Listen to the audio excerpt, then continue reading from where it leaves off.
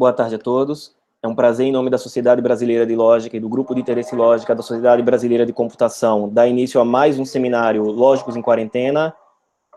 Hoje teremos a participação do professor Desidério Mucho, que vai nos apresentar o seu trabalho, uma abordagem epistêmica do conceito de consequência lógica.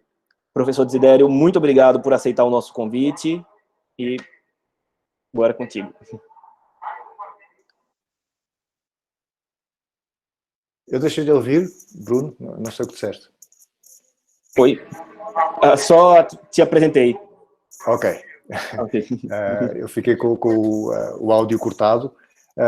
O Bruno estava dizendo que é bom que as pessoas desliguem as suas câmaras e o som, porque aí fica mais fácil, a conexão fica mais com menos cortes para que toda a gente possa ouvir. Eu tenho muito gosto em estar aqui e agradeço muito o convite que me fizeram. Preparei para vocês uma breve comunicação que espero que suscite algumas perplexidades e algumas dúvidas e algumas críticas. Em grande parte aquilo que eu vou dizer aqui está subjacente ao trabalho que eu desenvolvi neste livro, Lógica Elementar, que foi publicado o ano passado, eu acho, em Lisboa e São Paulo, exato, em 2019, nas edições 70. Eu posso enviar aí no chat ligações. O livro está à venda aqui no Brasil, mas é mais difícil encontrá-lo, mas está à venda no Brasil e em Portugal. Mas existe também uma edição em Kindle, então se procurarem na Amazon vocês encontram a edição em Kindle. Aquilo que eu vou fazer aqui é uma palestra que explora temas, especificamente um tema que está subjacente ao trabalho que eu desenvolvi para este livro e que me deixou bastante entusiasmado por um lado e perplexo por outro. Então, quem lê o meu livro com atenção vai ver que grande parte daquilo que eu vou dizer aqui está subjacente ao presente, ou é por vezes mencionado, ou muito levemente mencionado no meu livro.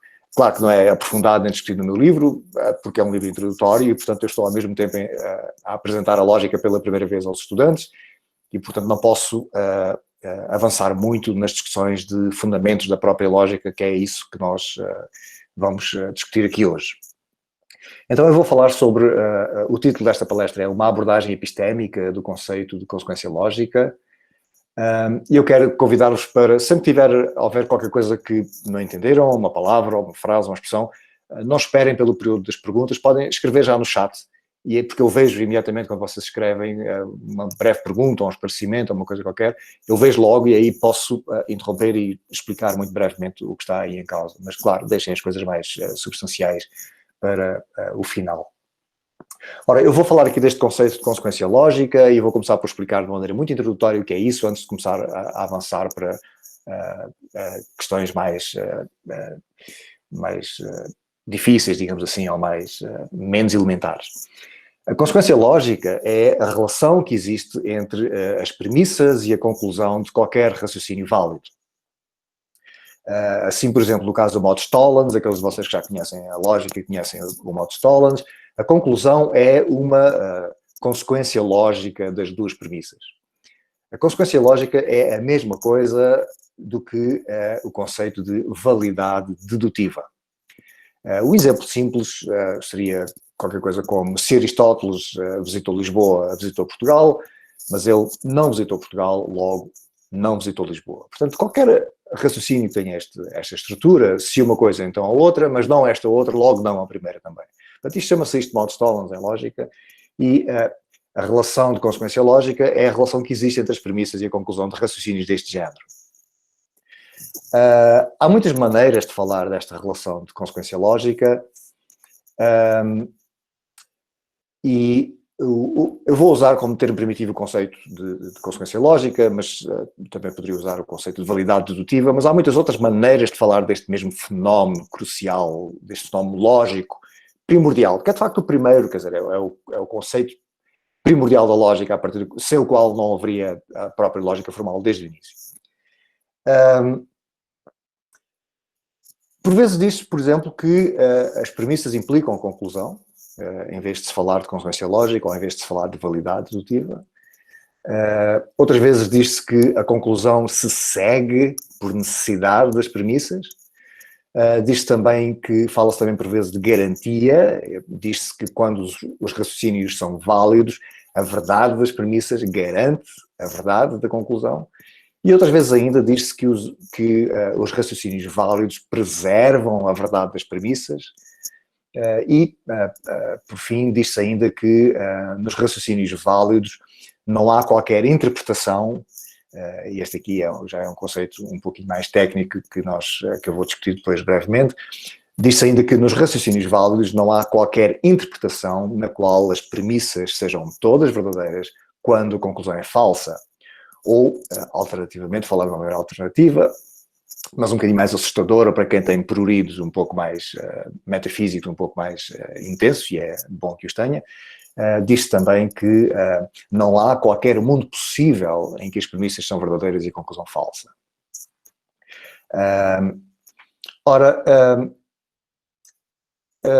Uma outra maneira de falar, e é a última que eu vou mencionar aqui, todas estas maneiras de falar são aproximadamente equivalentes.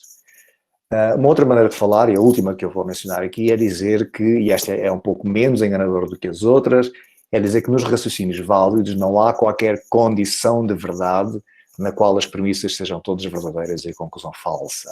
E esta vai ser a chave para eu apresentar a minha perspectiva puramente epistémica do conceito de consequência lógica. Ora, estas diversas maneiras de falar nem sempre são usadas de maneira rigorosamente equivalente, mas eu não vou discutir essas diferenças aqui e também não vou discutir estas diferentes maneiras de definir o conceito de consequência lógica.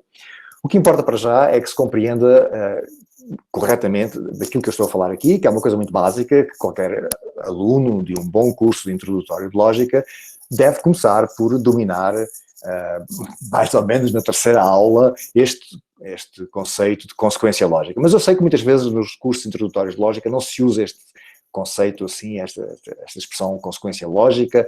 É mais normal, ou mais comum as pessoas usarem apenas o conceito de validade dedutiva. É disso que eu estou a falar. Ora, a questão aqui é compreender exatamente este conceito de consequência lógica ou validade dedutiva, e compreendê-lo de uma maneira que seja, ao mesmo tempo, filosoficamente robusta, esclarecedora e, é claro, tecnicamente correta, ou seja, que funcione bem, que não tenha contra-exemplos e que funcione bem na sua aplicação técnica ao desenvolvimento das lógicas formais propriamente ditas. O que eu quero dizer com isto de tecnicamente correta são duas coisas que importa já, talvez, antecipar um pouco, porque elas vão reaparecer mais tarde. E a primeira é a seguinte, é que é altamente indesejável que se confunda o próprio conceito de raciocínio dedutivo com o conceito de consequência lógica. Alguns livros de introdução à lógica definem o conceito de raciocínio dedutivo como aquele raciocínio no qual as premissas implicam a conclusão. Ora, isto é tecnicamente inadequado porque exclui da definição os raciocínios dedutivos que são inválidos. Porquê? Porque, neste caso, destes raciocínios, as premissas não implicam a conclusão. Não sei até que ponto este tipo de deslize técnico na definição não resulta, talvez, de uma tentativa de salvar a pureza lógica, digamos assim, da ingerência dos agentes linguísticos, dos agentes cognitivos como nós, agentes capazes de usar uma língua sintaticamente articulada, uma linguagem sintaticamente articulada. Talvez eu volte a este tema no decorrer desta palestra, mas para já basta dizer que não há qualquer relação meramente lógica entre um dado conjunto de frases que faça desse conjunto de frases um raciocínio, em vez de ser apenas um conjunto de frases. O que faz de um conjunto de frases um raciocínio é haver agentes linguísticos ou agentes cognitivos que pretendem provar a conclusão com base nas premissas. Claro, quando eles são dedutivos, quando esses raciocínios são dedutivos, esses agentes são bem-sucedidos nessa tarefa e o raciocínio é válido. E agora, nesse caso, existe realmente uma relação lógica, que é independente dos agentes, entre as premissas e a conclusão do raciocínio, porque ele é válido. Mas quando ele não é válido, quando os agentes são mal-sucedidos, eles queriam provar uma conclusão com base num conjunto de premissas, mas foram mal sucedidos, porque o raciocínio é inválido. Quando isso acontece, é a mesma um raciocínio. Só que não há qualquer relação lógica entre as premissas e a conclusão. E não há também qualquer coisa de exterior ao simples facto de a gente querer que aquilo seja um raciocínio. Não há qualquer coisa de exterior que faça com que seja um raciocínio, em vez de ser apenas um mero conjunto de frases. Okay? Então é preciso que haja agentes e talvez as pessoas queiram fugir um pouco dessa dependência dos agentes. A segunda coisa que eu quero dizer, com uma compreensão tecnicamente correta do conceito de consequência lógica, a segunda coisa que eu quero dizer com isso é lança-nos já para o início da nossa discussão mais substancial. E essa segunda coisa é o chamado deslize das modalidades, que alguns de vocês, aqueles que são meus colegas, que são professores, provavelmente já conhecem bem o deslize das modalidades e provavelmente falam disso nas aulas de lógica, mas que não é assim tão conhecido quanto deveria ser. O deslize das modalidades é uma falácia de lógica modal, quando as pessoas usam lógica modal alética. Atenção que eu vou aqui falar várias vezes a expressão lógica modal, eu quero sempre dizer lógica modal alética, a lógica da necessidade, possibilidade e contingência, e não outras lógicas modais, como as lógicas deônticas, por exemplo, ou lógicas epistémicas ou lógicas temporais, ok? Portanto, sempre que eu falar de lógica modal, estou a fazer uma abreviatura de lógica modal alética. Também não é atlética, como o meu corretor ortográfico está o tempo todo a querer que eu mude de lógica modal alética para lógica modal atlética, que seria talvez até mais interessante uma lógica modal atlética, mas não é disso que eu estou aqui a falar, ok? Ora, o deslize das modalidades é o seguinte, quer dizer, o conceito de necessidade parece estar, de alguma maneira, envolvido no conceito de consequência lógica, ou conceito de validade dedutiva, a maneira, digamos, mais intuitiva, ou mais comum, mais recorrente de definir, ou tentar definir o conceito de validade dedutiva, ou de consequência lógica, qualquer coisa como o seguinte: uma pessoa diz, bom, num raciocínio dedutivamente válido, se as premissas forem verdadeiras, a conclusão é necessariamente verdadeira. Provavelmente muitos de vocês já ouviram esta maneira de falar e conhecem, já leram este tipo de definição, né? Portanto, eu vou repetir: num raciocínio dedutivamente válido, se as premissas forem verdadeiras, a conclusão é necessariamente verdadeira. Parece que não está aqui nenhum problema, mas há aqui um problema. Isto é, de facto, comete ou cai na falácia do deslize das modalidades, e no meu livro de Lógica Elementar, eu cito um livro relativamente recente que cai nesta falácia. É um livro, aliás, extraordinário, e que eu recomendo vivamente, mas que, como muitos outros, tem um pouco rigor técnico, digamos, na maneira como define conceitos mais fundamentais. É claro que há uma razão para isso acontecer. Aqueles de vocês que são de filosofia sabem que, num certo sentido, é muito mais fácil desenvolver aplicações técnicas da matemática ou na lógica. É mais complicado, é mais complexo, no sentido em que envolve tecnicismos e o domínio de instrumentos matemáticos, que demoram muitos anos a conseguir, mas por outro lado é mais fácil, porque precisamente temos um conjunto de instrumentos técnicos que nos permitem fazer coisas. Quando nós estamos a trabalhar mais na parte da filosofia, mais na parte dos fundamentos, temos uma maior dificuldade conceptual, é que quando nós estamos a lidar com conceitos muito básicos, não temos outros conceitos mais básicos que possamos usar para definir os primeiros. Né? E aí é normal a pessoa começar a andar um pouco em círculos, ou cometer certos deslizes, ou fazer certos erros, como neste caso esta falácia. Mas esta falácia tem outro elemento aqui também, é que de facto as pessoas cometem este tipo de falácia no que respeita ao uso dos conceitos de necessidade, contingência e possibilidade. As pessoas não percebem bem onde é que estão os operadores, a menos que a pessoa saiba a lógica modal, a pessoa não vê sequer que estão aqui operadores, porque na língua comum a palavra necessariamente é muitas vezes usada não no sentido alético do termo, mas no sentido de reforço de ênfase. Okay? Então a pessoa diz necessariamente qualquer coisa. O que ela quer dizer é, tenho certeza, ou é muito óbvio, ou é altamente provável, coisas desse género. Então, isso não é o conceito de necessidade real que nós usamos quando queremos definir consequência lógica ou quando fazemos lógica modal. Portanto, nesse sentido, esta definição está errada, porque a pessoa confundiu aquilo que ela queria realmente dizer, soa mal em português e noutras línguas, como o inglês. Na verdade, eu cito um livro que é de facto um livro em inglês, soa mal e, portanto, é normal as pessoas deslocarem o operador de necessidade para a conclusão, porque a maneira correta de falar soa mal. E a maneira correta seria a seguinte: num raciocínio dedutivamente válido, é necessário que, se as premissas forem verdadeiras, a conclusão também o seja. Ora bem, esta definição é esquisita, quer dizer, não soa tão bem. Ao passo que a outra parece que soa melhor. Uma pessoa diz, bom, num raciocínio dedutivamente válido, se as premissas forem verdadeiras, a conclusão é necessariamente verdadeira. Não é?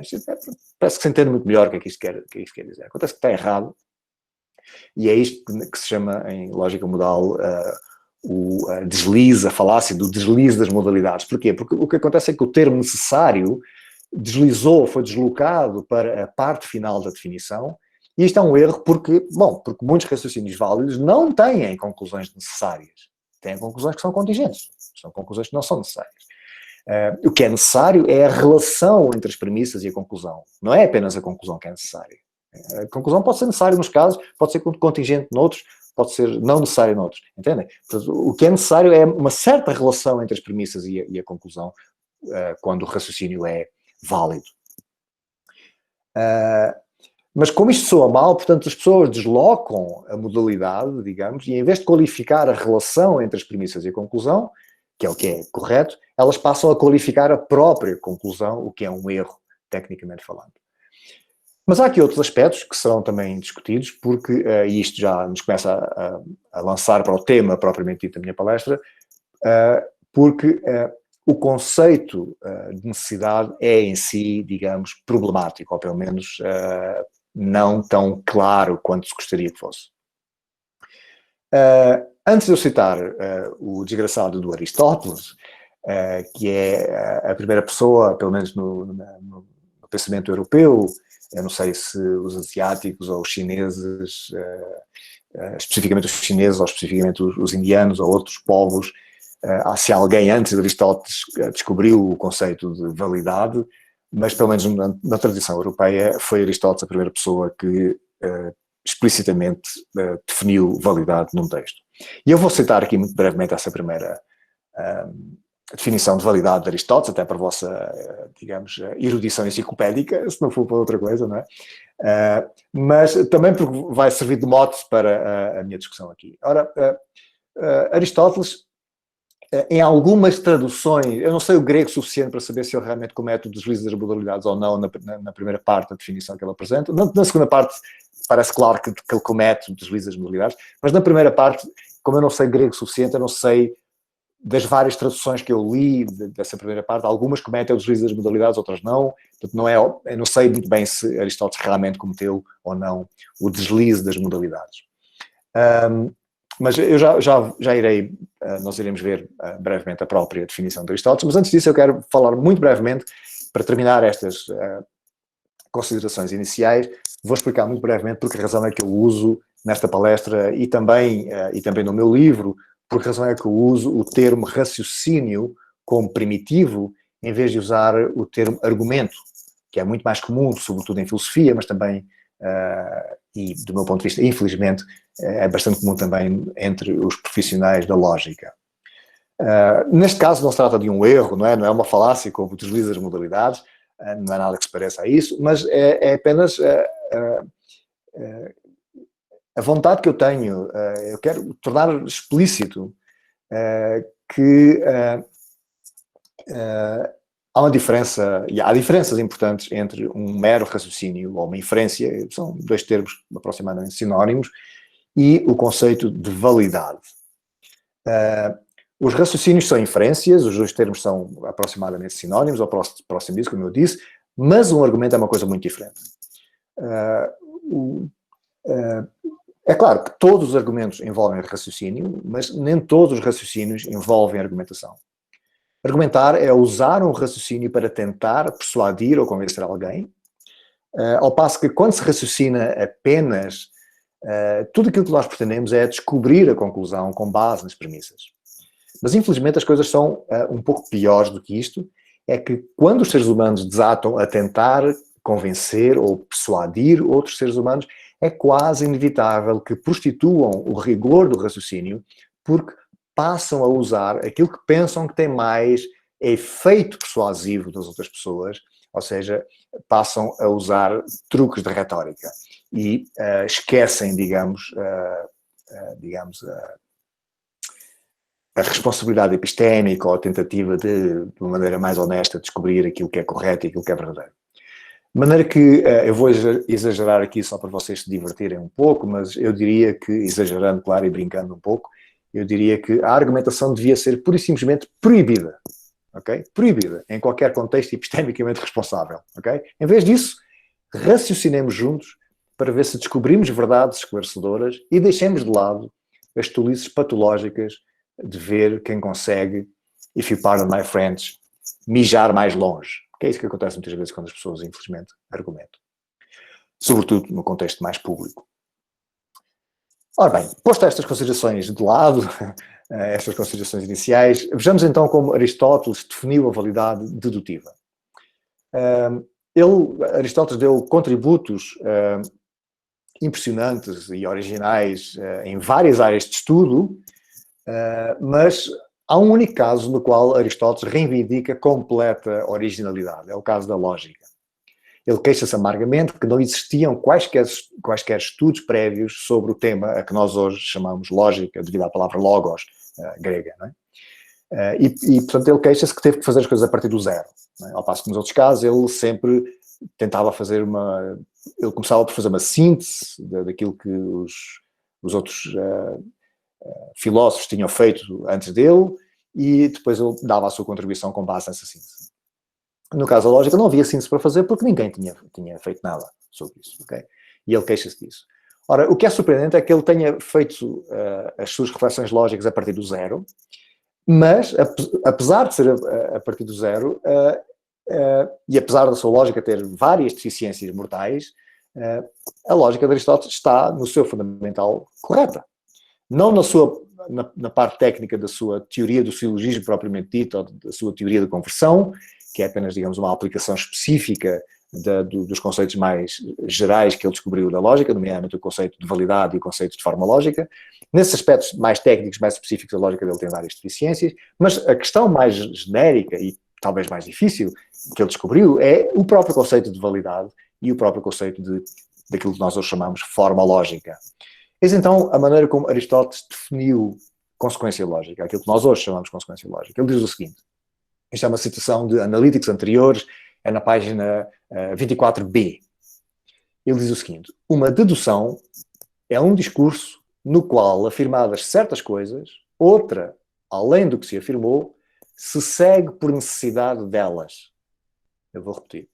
Uma dedução é um discurso no qual, afirmadas certas coisas, as premissas, outra, além do que se afirmou, que é a conclusão, se segue por necessidade delas.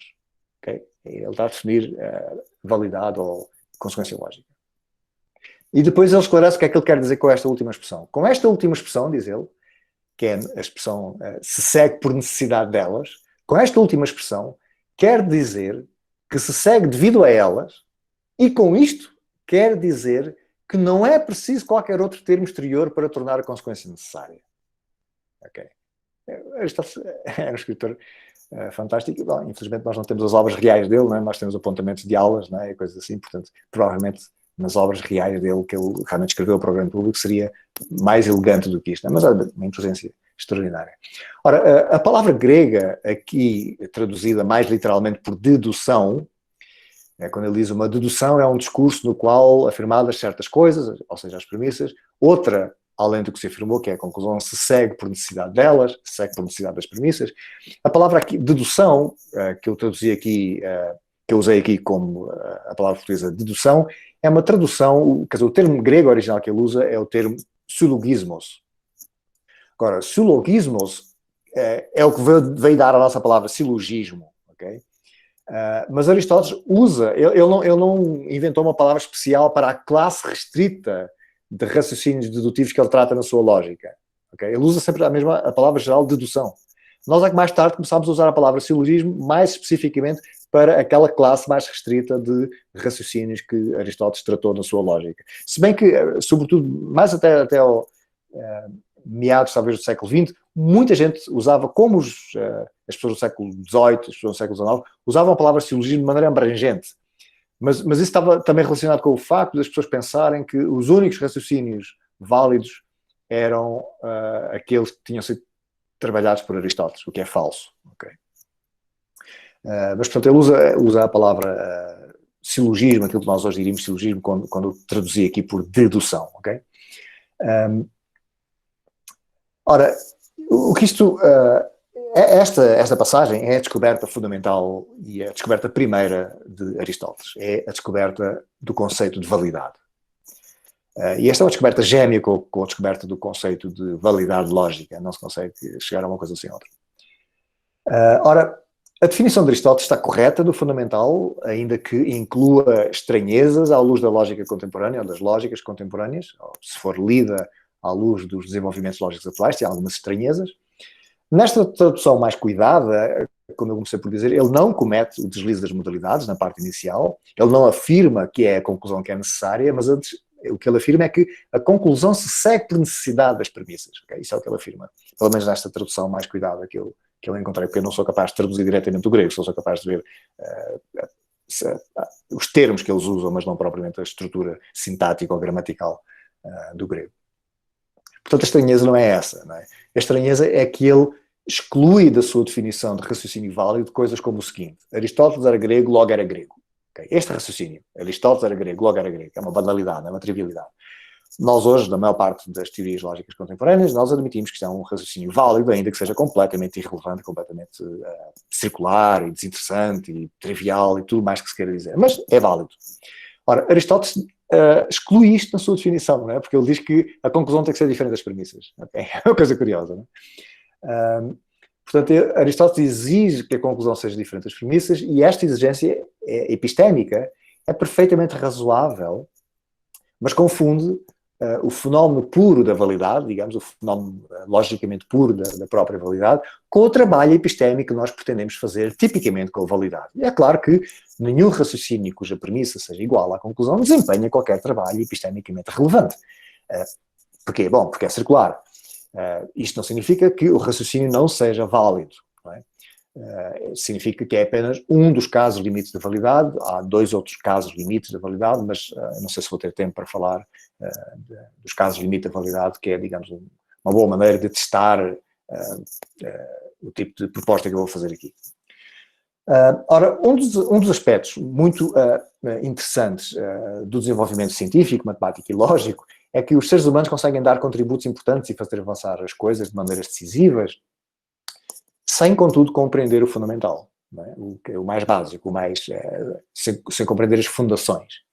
Daí a perspicácia de John Stuart Mill, que comenta que os princípios primeiros de qualquer ciência são, na verdade, aquilo que se faz por fim, aquilo que se faz em último lugar, não é? Depois de já termos avançado muito no desenvolvimento da própria ciência. Ora, com respeito à ciência, à matemática e à lógica, nós fazemos as coisas mais ou menos como se dizia antes, assim, se fala disso, provavelmente é falso, como se dizia que os chineses faziam as casas, não é? Dizia-se que os chineses faziam as casas começando pelo telhado, e não como os europeus pelas fundações, não é? Que eles faziam primeiro o telhado e depois construíam a casa de cima para baixo. Portanto, com respeito à ciência, à lógica, à matemática, é um pouco isso que nós fazemos. Nós começamos pelo telhado e depois vamos procurar as fundações e muitas vezes ficamos perplexos porque temos aqui um conjunto de instrumentos técnicos e científicos e matemáticos e lógicos e físicos, etc., que funcionam muitíssimo bem e que estão muito bem, são muito sólidos, mas quando começamos a pensar nos seus fundamentos mais distantes, digamos assim, ficamos muito perplexos porque as coisas ficam um pouco circulares e pouco esclarecedoras e é aí que entra o trabalho filosófico propriamente dito. Ou pelo menos esse é um dos lugares onde entra o trabalho filosófico. Ora, é precisamente dos fundamentos da lógica que eu vou falar aqui hoje. O que é, afinal, de uma maneira mais rigorosa e de uma maneira mais esclarecedora, esta relação de necessidade que é intuitivo considerar que está presente no conceito de consequência lógica. Que coisa é essa? E será que precisamos realmente deste conceito misterioso de necessidade? Ou será que podemos prescindir deste conceito de necessidade ao definir consequência lógica? Ora, começando por esta última pergunta, é importante fazer notar que a primeira tentação de qualquer bom investigador que trabalha sobre fundamentos é, evidentemente, deitar fora conceitos problemáticos, não é? Porque se pudermos passar bem sem eles, não só poupamos o trabalho de termos de definir com rigor esses conceitos problemáticos, ou pelo menos caracterizá-los, como talvez isso signifique que, afinal, esses conceitos problemáticos não estão sequer realmente envolvidos naquilo que nós queremos esclarecer. São mais, digamos, mistificações do que componentes realmente esclarecedoras do conceito que nós queremos esclarecer. Repare também que, como se vai tornar óbvio daqui a pouco, a tentação de eliminar o conceito de necessidade quando se tenta compreender os fundamentos da lógica, era muito mais, havia muito mais essa tentação, até aos desenvolvimentos recentes das lógicas modais elétricas, que ocorreram sobretudo a partir de meados do século passado, e que hoje em dia atingiram já a sua maturidade técnica, ou teórica. Era mais tentador querer eliminar o conceito de necessidade antes disso, porque é bom, porque pura e simplesmente não se sabia muito bem o que era essa misteriosa necessidade. Ela é muito intuitiva e parece que é óbvio que integra o conceito de consequência lógica, mas enquanto não tínhamos um tratamento mais técnico e lógico, mais científico, digamos, mais matemático do conceito de necessidade, quer dizer, filósofos e matemáticos e lógicos ficavam um pouco com comichão, não é, com aquele conceito e procuravam, na medida do possível, deitá-lo fora. E era perfeitamente compreensível até aos desenvolvimentos mais recentes da lógica modal. Mas pior, até chegarmos aos desenvolvimentos recentes das lógicas modais elétricas, os conceitos de necessidade, contingência e possibilidade foram, digamos, raptados pelos filósofos para desenvolver ideias que a revolução científica do século XVII tornou extremamente suspeitas. Talvez não seja uma coincidência que o primeiro filósofo que de uma maneira explícita e articulada integrou estes conceitos modais de necessidade, contingência e possibilidade na sua filosofia tenha sido quem? Bom, Aristóteles. Okay? Talvez não seja uma coincidência ter sido a mesma pessoa que fundou a lógica. De maneira que quando nós chegamos a um filósofo do século XX como Quine, e sob a influência decisiva de Tarski, ele tentou, digamos, desenrascar-se o melhor que podia no seu livro Methods of Logic, os métodos da lógica, que eu acho que não há tradução portuguesa, por acaso não verifiquei nunca se há tradução portuguesa nessa, mas penso que não. Ele tentou desenrascar-se sem usar aquilo que Quine considerava suspeito, que era o conceito de necessidade, que ele considerava até talvez um pouco místico, ou um pouco emblemático, digamos, de uma maneira pré-galilaica de falar, ou de pensar, uma maneira pré-científica de pensar, não é? E, portanto, ele tinha, do ponto de vista dele, razões para tentar definir a consequência lógica sem usar este conceito problemático de necessidade.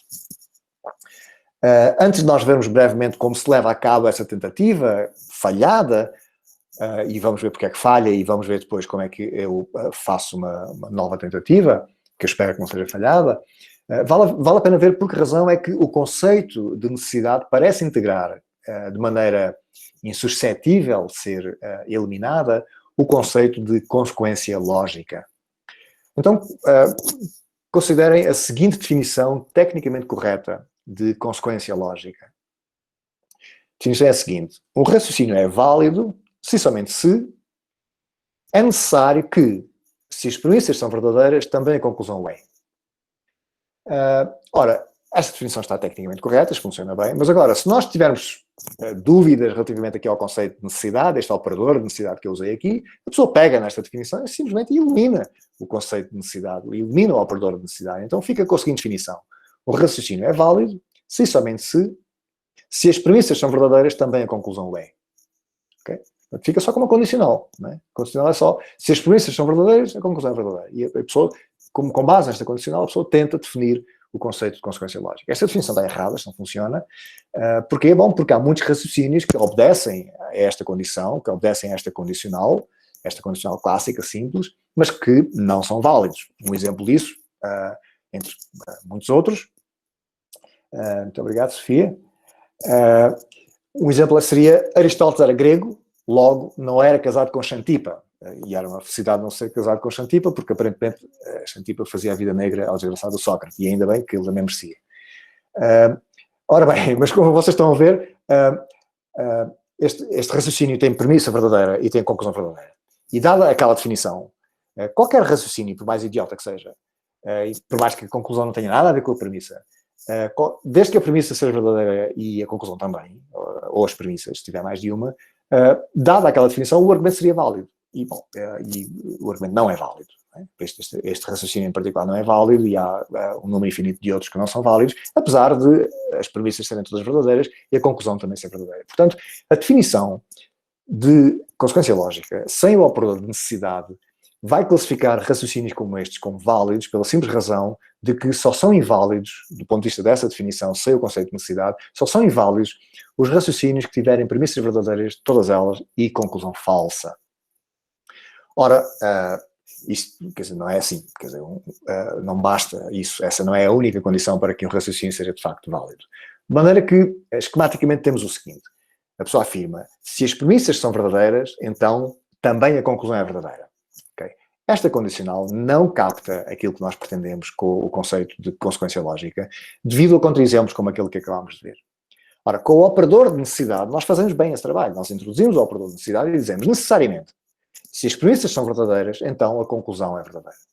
Agora, aqueles contra-exemplos ficam imediatamente excluídos. Porquê? Bom, porque apesar de Aristóteles ser grego, e apesar de ser também verdadeiro, por sorte dele, porque ele não era casado com a Xantipa, não é necessário que, se ele era grego, então não era casado com aquela mulher. Por outras palavras, há mundos possíveis em que ele era grego, mas é também casado com a Xantipa. Ou seja, há mundos possíveis em que a premissa é verdadeira e a conclusão falsa. Ora, este é o trabalho que o operador de necessidade desempenha aqui.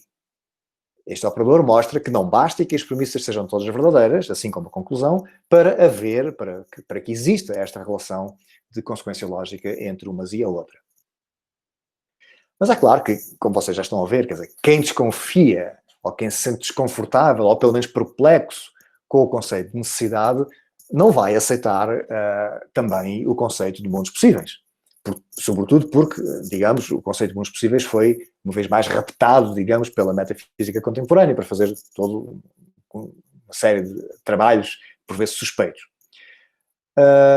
Mas, como veremos daqui a pouco, este rapto dos mundos possíveis, quer dizer, esta coisa em que os mundos possíveis são raptados para fazer qualquer coisa, para fazer um trabalho qualquer, acaba por anular-se a si próprio, num certo sentido, como nós vamos ver.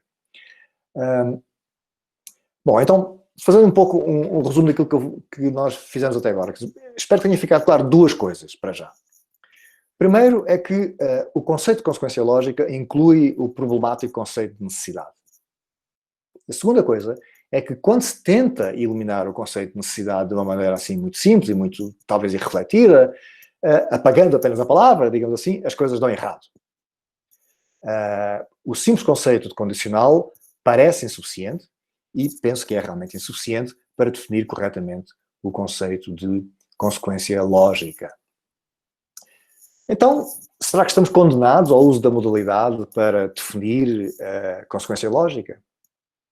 Bom, não. A minha resposta é que não. Penso que não. Penso que há razões para pensar que não.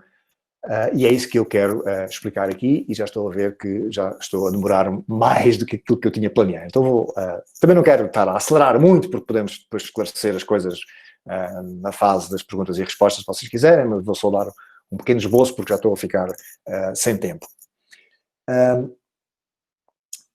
Antes de mostrar como é que isso se faz, eu quero falar muito brevemente sobre uma tentativa falhada, que é a tentativa do próprio Quine, baseado em Tarski, de como é que se poderia tentar fazer isso, quer dizer, eliminar o conceito de necessidade da definição do conceito de consequência lógica, eliminar a necessidade da consequência lógica de uma maneira que seja adequada. A maneira tarskiana, digamos, de fazer isso, e que Quine adotou no livro que eu mencionei, The Methods of Logic, é tentar levar o navio a bom porto usando conceitos exclusivamente linguísticos. E, em particular, o conceito de interpretação. A ideia aqui é a seguinte e está diretamente relacionada com a descoberta crucial do próprio Aristóteles. O fenómeno da validade tem isto de curioso. Quando um raciocínio qualquer é válido, há imediatamente um número infinito de outros raciocínios com a mesma estrutura, que também são válidos. É essa estrutura que nós chamamos de uma maneira um bocado opaca, porque não há uma definição adequada que eu conheça, pelo menos se algum de vocês conhece, gostaria de conhecê-lo, uma definição boa do conceito de forma lógica. Nós damos exemplos, bom, dizemos que é uma certa estrutura e damos exemplos e pronto, e ficamos com uma certa conversa fiada. Mas este é o segundo conceito fundamental da lógica formal. É por isso que a lógica formal será formal, é por causa do conceito de forma lógica. A forma lógica é a estrutura comum a vários raciocínios válidos. Por isso, quando nós temos, por exemplo, o modo Tollens, uma coisa do género se A então B, não B, logo não há, quando nós temos um modo Tollens qualquer, tanto faz se é um modo Tollens acerca de Aristóteles, ou acerca de Platão, ou acerca de chocolates, ou acerca de Fernando Pessoa, não interessa, desde que tenha esta mesma estrutura, o conteúdo pode ser uma coisa qualquer. E o raciocínio vai continuar a ser válido. E isso é uma coisa que nós vemos, desde que compreendamos a estrutura do raciocínio, desde que nós compreendamos essa tal forma lógica, nós vemos que é isso que acontece. Que acontece que, seja qual for a substituição que nós façamos aqui, esse raciocínio resultante vai continuar a ser válido. Então considerem, para usar um exemplo mais simples, e curiosamente, o género de coisa que eu não sei se Aristóteles consideraria válido, dada as suas restrições epistémicas do conceito de validade, mas que é trivialmente válido na lógica, bom, em muitas lógicas contemporâneas. Que é o raciocínio da forma A e B, logo A. Okay? A Joana e a Maria estão na biblioteca, logo a Joana está na biblioteca. Isto é trivial, é epistemicamente circular, não é epistemicamente interessante, mas é válido. Ora bem, o que acontece aqui? Quando vocês têm esta estrutura A e B, logo A, o que acontece é que é evidente que qualquer raciocínio que tenha esta estrutura, esta forma lógica, é válido. Seja quais forem as frases assertivas que vocês colocarem no lugar de A e B. Ora, a maneira técnica de captar esta ideia muito intuitiva e muito óbvia é introduzir o conceito de interpretação. Uma interpretação é como que uma maneira de dizer quais são as frases que serão postas no lugar de A e B. Sendo A frase Aristóteles era grego e B a frase Platão era grego, obtém-se a conclusão óbvia de que Aristóteles era grego. Só que o mesmo acontece com qualquer outra interpretação. Okay? Ora, evidentemente isto parece promissor. Parece que nós conseguimos definir a validade sem usar o problemático conceito de necessidade. Nós diremos apenas que um raciocínio é válido quando não há qualquer interpretação em que as premissas sejam todas verdadeiras e a conclusão falsa. E é assim que Quine faz no livro Methods of Logic. Isto pareceria uma solução promissora e feliz, porque eliminaria um conceito algo misterioso, algo um pouco místico até talvez, que é o conceito de necessidade, e nós teríamos uma maneira puramente mais técnica, digamos, mais linguística, de conseguir definir adequadamente a validade. Nós diríamos, bom, a validade é quando vocês têm aqui uma estrutura qualquer, que vocês, seja qual for a interpretação que vocês coloquem aqui, vocês fazem rodar as interpretações todas, e quando em todas essas interpretações não há um único raciocínio em que as premissas sejam verdadeiras e a conclusão falsa, então o raciocínio é válido. Ora bem, isto é inicialmente promissor, mas tem duas dificuldades que de facto são mortais. Bom, mortais do meu ponto de vista e do ponto de vista de outras pessoas. A primeira dificuldade é que isto vai depender crucialmente do estoque da linguagem que vocês definiram para fazer a interpretação. Então, se vocês definirem um estoque linguístico, um estoque se for no caso a lógica verofuncional, aquilo que se costuma chamar a lógica proposicional, se for um estoque de frases assertivas, ou como por vezes se diz, proposições, se for um estoque muito restrito, vocês vão dar os resultados errados, porque vocês vão ter vários casos em que, dado que vocês têm limites, têm restrições brutais nas substituições que vocês fazem, então significa que vocês vão dar com válidos carradas de raciocínios que de facto são inválidos. E vocês veriam que são inválidos se alargassem o estoque das substituições que... eu estou a tentar evitar a palavra possível aqui, tá bem? Das substituições que vocês podem fazer, ok? E isto conduz-nos imediatamente ao segundo ponto. Né? E o segundo ponto, esta é a primeira dificuldade. A primeira dificuldade é que esta definição está errada porque está a pressupor que o estoque de frases que vocês têm ao vosso dispor para fazer a interpretação, vocês estão a pressupor que esse estoque tem um número suficiente de proposições ou frases, como vocês quiserem chamar, para que seja adequado. Mas nada garante que tenha tal coisa. Não é? Portanto, isso é um pressuposto que não... quer dizer, é externo ao critério que vocês estão a usar, à definição que vocês estão a usar. Esta é a primeira dificuldade. A segunda dificuldade está diretamente relacionada com a primeira, é que isto esconde, de facto, modalidades. E porquê é que esconde modalidades? Bom, vocês veem diretamente que a maneira razoável da pessoa responder a esta objeção é a pessoa dizer, bom, eu não tenho frases em número suficiente para fazer as substituições que deem o resultado adequado, mas poderia ter. Okay? Eu não tenho, mas poderia ter. Bom, também isso agora já matou a ideia inicial. Porquê? Bom, porque a ideia inicial era nós definirmos consequência lógica sem usar os conceitos problemáticos de modalidade. Mas se a pessoa agora vai dizer, bom, não interessa quais são as frases que eu tenho realmente no stock, o que interessa é as frases que eu poderia ter no stock. Bom, é óbvio que isto agora não funciona. Não é? Portanto, isto atraiçoa o objetivo inicial. Outra maneira de ver a mesma dificuldade é a seguinte, quer dizer, se uma pessoa disser assim, olha, o raciocínio é válido quando em todas as interpretações em que as premissas são verdadeiras, a conclusão também é verdadeira. E a pessoa pergunta, mas todas as interpretações não andam assim no ar, não é? Quer dizer, não é como as nuvens. As interpretações alguém as faz. Estás a falar do quê? Das interpretações que realmente as pessoas todas fizeram?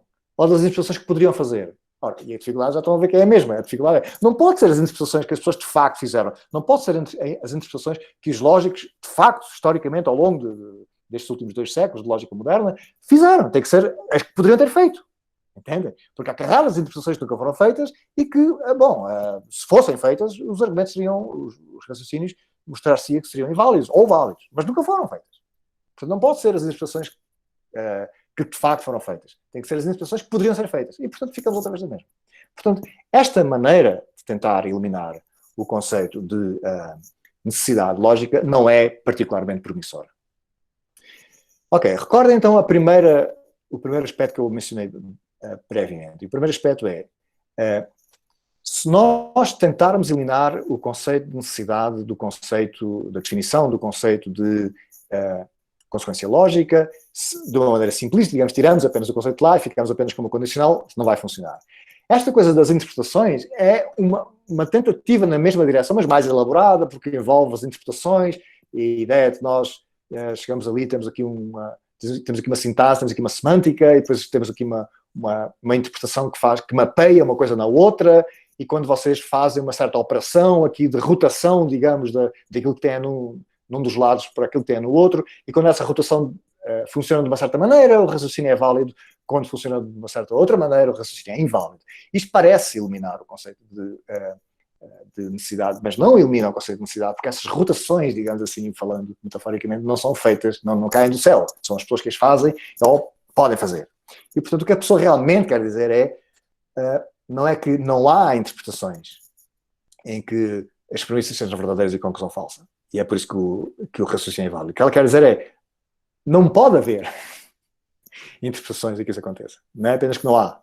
Não é apenas que, por acaso, nunca ninguém fez uma interpretação para mostrar que há casos em que as premissas são verdadeiras e a conclusão falsa. O que ela quer dizer é que não pode haver. Okay? E, portanto, isto não funciona. Ok. Eu vou avançar, ver se chego finalmente à minha ideia, porque é o cúmulo de dar uma palestra e não chegar à minha ideia, não é? Quer dizer, é ridículo. Não é? Mas antes de chegar à minha ideia, preciso dizer ainda mais uma coisa, que é o seguinte. Uma ideia que parece promissora aqui é invocar a ideia de... ou melhor, deixa-me pôr as coisas de outra maneira. A razão pela qual Quine, entre outros filósofos, não terá visto a solução adequada para a dificuldade em que o Tarski nos coloca, eu acho que Quine nem sequer viu a própria dificuldade, não sei, não conheço nenhum texto de Quine em que ele se dê conta da dificuldade da maneira como Tarski faz as coisas, é que Quine desconfiava muito, e ficou famoso por isso, desconfiava muito da ideia de frases analíticas, que é a mesma coisa que desconfiar da ideia de conhecimento a priori. Okay? E, antecipando um pouco aquilo que eu vou dizer a seguir, o que eu penso que nos permite descalçar a bota desta dificuldade é introduzir o conceito de frase analítica ou o conceito de conhecimento a priori, conhecimento daquilo que o agente pode. Já vou explicar aqui a dificuldade do pode aqui. Aquilo que o agente sabe a priori, aquilo que o agente sabe a priori, distinguindo isso daquilo que a gente sabe a posteriori. Ora, o ponto aqui antes de avançar propriamente para esta ideia, pensem no conceito de condições de verdade. O conceito de condições de verdade é fundamental. E o que acontece com o conceito de condições de verdade é o seguinte. Imaginem o que é que faz uma tabela de verdade? Simples. Por exemplo, aquilo que eu chamo no meu livro de tabela de validade em vez de tabela de verdade, que é uma sequência de tabelas de verdade. Vocês fazem uma tabela de verdade para cada premissa e outra tabela de verdade para a conclusão, obtêm uma tabela de validade, aquilo que o Newton Smith no livro dele chama inspetor de circunstâncias, e que é de facto uma sequência de tabelas de verdade, e com essa sequência de tabelas de verdade, no caso a lógica vero-funcional, vocês podem verificar se o raciocínio é válido ou se ele não é válido. Mas o que é que faz uma tabela de verdade? Uma tabela de verdade especifica condições de verdade. As condições de verdade são aquelas condições em que as frases são verdadeiras ou falsas. Então, se vocês tiverem a frase a lua é feita de queijo, bom, há duas condições de verdade. Aquelas condições de verdade que tornam a frase verdadeira e aquelas condições de verdade que tornam a frase falsa. Naquelas condições de verdade em que a lua é feita de queijo, isso são as condições em que a frase é verdadeira, e aquelas condições em que a lua não é feita de queijo, que é o caso, torna a frase falsa. As condições de verdade, portanto, é uma coisa fundamental. Mas as condições de verdade têm um aspecto crucial aqui. É que, nas chamadas frases sintéticas, o conhecimento das condições de verdade não é suficiente para saber qual é o valor de verdade da frase. Certo? É isso que faz a frase ser sintética. Portanto, a frase, por exemplo, existem extraterrestres azuis. Vocês compreendem a frase. E porque é que compreendem? Bom, compreendem a frase porque compreendem quais são as suas condições de verdade. Compreendem como é que o mundo precisa de ser para que a frase seja verdadeira e como é que o mundo precisa de ser para que a frase seja falsa. Se houver extraterrestres azuis, a frase é verdadeira, e se não houver extraterrestres azuis, a frase é falsa. E é isso que é compreender as condições de verdade. Mas isso não basta. Vocês sabem quais são as condições de verdade da frase. Existem extraterrestres azuis, mas esse conhecimento das condições de verdade não é suficiente para saber se a frase é verdadeira ou falsa. Agora, comparem isto com as chamadas frases analíticas. Bom, nas frases analíticas, sejam elas verdadeiras ou falsas, eu sei que muitos filósofos falam de frases analíticas e pensam apenas em verdades analíticas, mas também há falsidades analíticas, não tem problema nenhum com isso. O que acontece nas frases analíticas é que o conhecimento das condições de verdade é suficiente para vocês saberem qual é o valor de verdade. Então, se eu disser Quine era casado e solteiro, bom, vocês não precisam saber qual era o estado civil de Quine para saber que isto é falso. Porquê? Porque vocês dominam as condições de verdade da frase e esse domínio das condições de verdade, ou seja, compreendem a língua portuguesa, e esse domínio das condições de verdade é suficiente para saber que a frase é falsa. E isso é exatamente o que acontece com as verdades lógicas.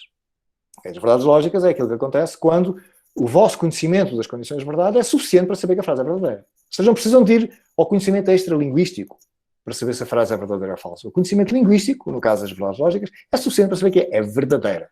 Okay? Ora, quando vocês têm um raciocínio válido, quando vocês têm a relação de consequência lógica entre premissas e conclusão, se vocês transformarem isto na sua expressão frásica, vocês pegam nas premissas, juntam as premissas todas numa conjunção enorme, entre parênteses, colocam uma condicional e colocam na consequente condicional a conclusão. Quando vocês fazem isto, essa coisa que vocês obtiveram é, digamos, a expressão frásica do raciocínio anterior.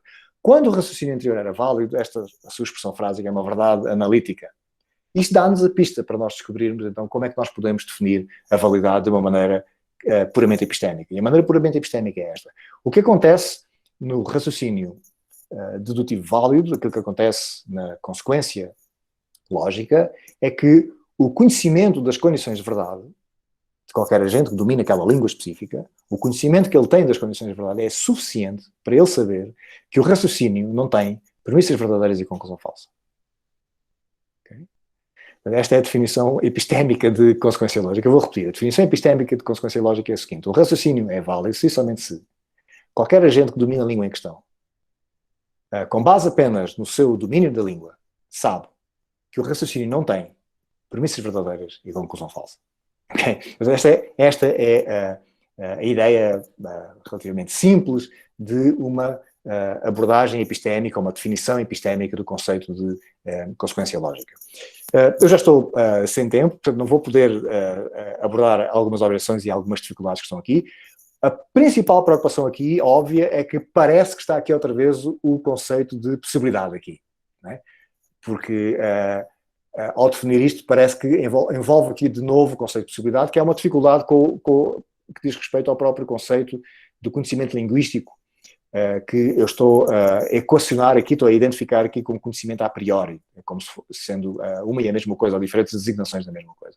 Portanto, essa é uma dificuldade. Eu fiquei sem tempo para poder dar pelo menos um preview da minha resposta a essa dificuldade, mas espero que tenha sido pelo menos estimulante e que vocês agora destruam completamente com as vossas objeções aquilo que eu acabei de dizer. Muito obrigado a todos.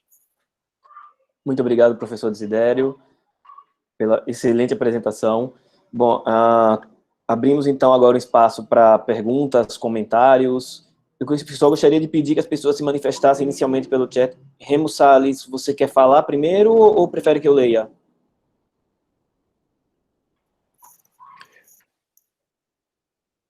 Ok, eu próprio estou lendo aqui as consequências lógicas em proposições sobre o futuro.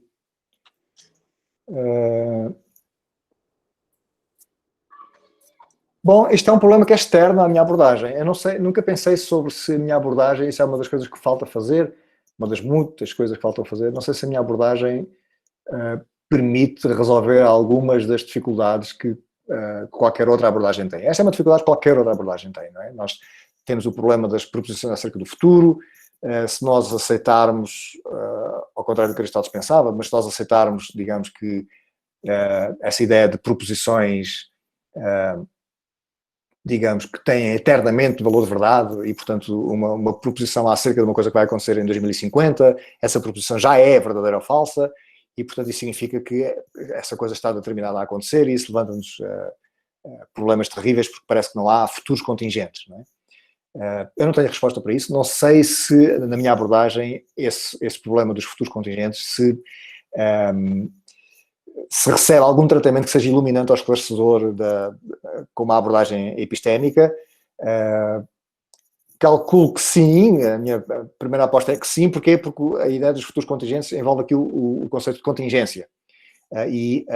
Esta abordagem epistémica do conceito de consequência lógica casa muito bem com uma outra abordagem que eu não tive tempo de falar porque não havia tempo para isso, com uma outra abordagem que eu faço o casamento das duas, porque são coisas que se harmonizam muito bem, que é o eliminativismo modal, em que eu procuro explicar que não há, por simplesmente, contingências no mundo, não há necessidades, não há contingências, não há possibilidades, tudo isso é puramente epistémico à mesma, ok? Portanto, por essa via talvez se consiga ter uma resposta para o problema terrível dos futuros contingentes. Muito obrigado, Relo.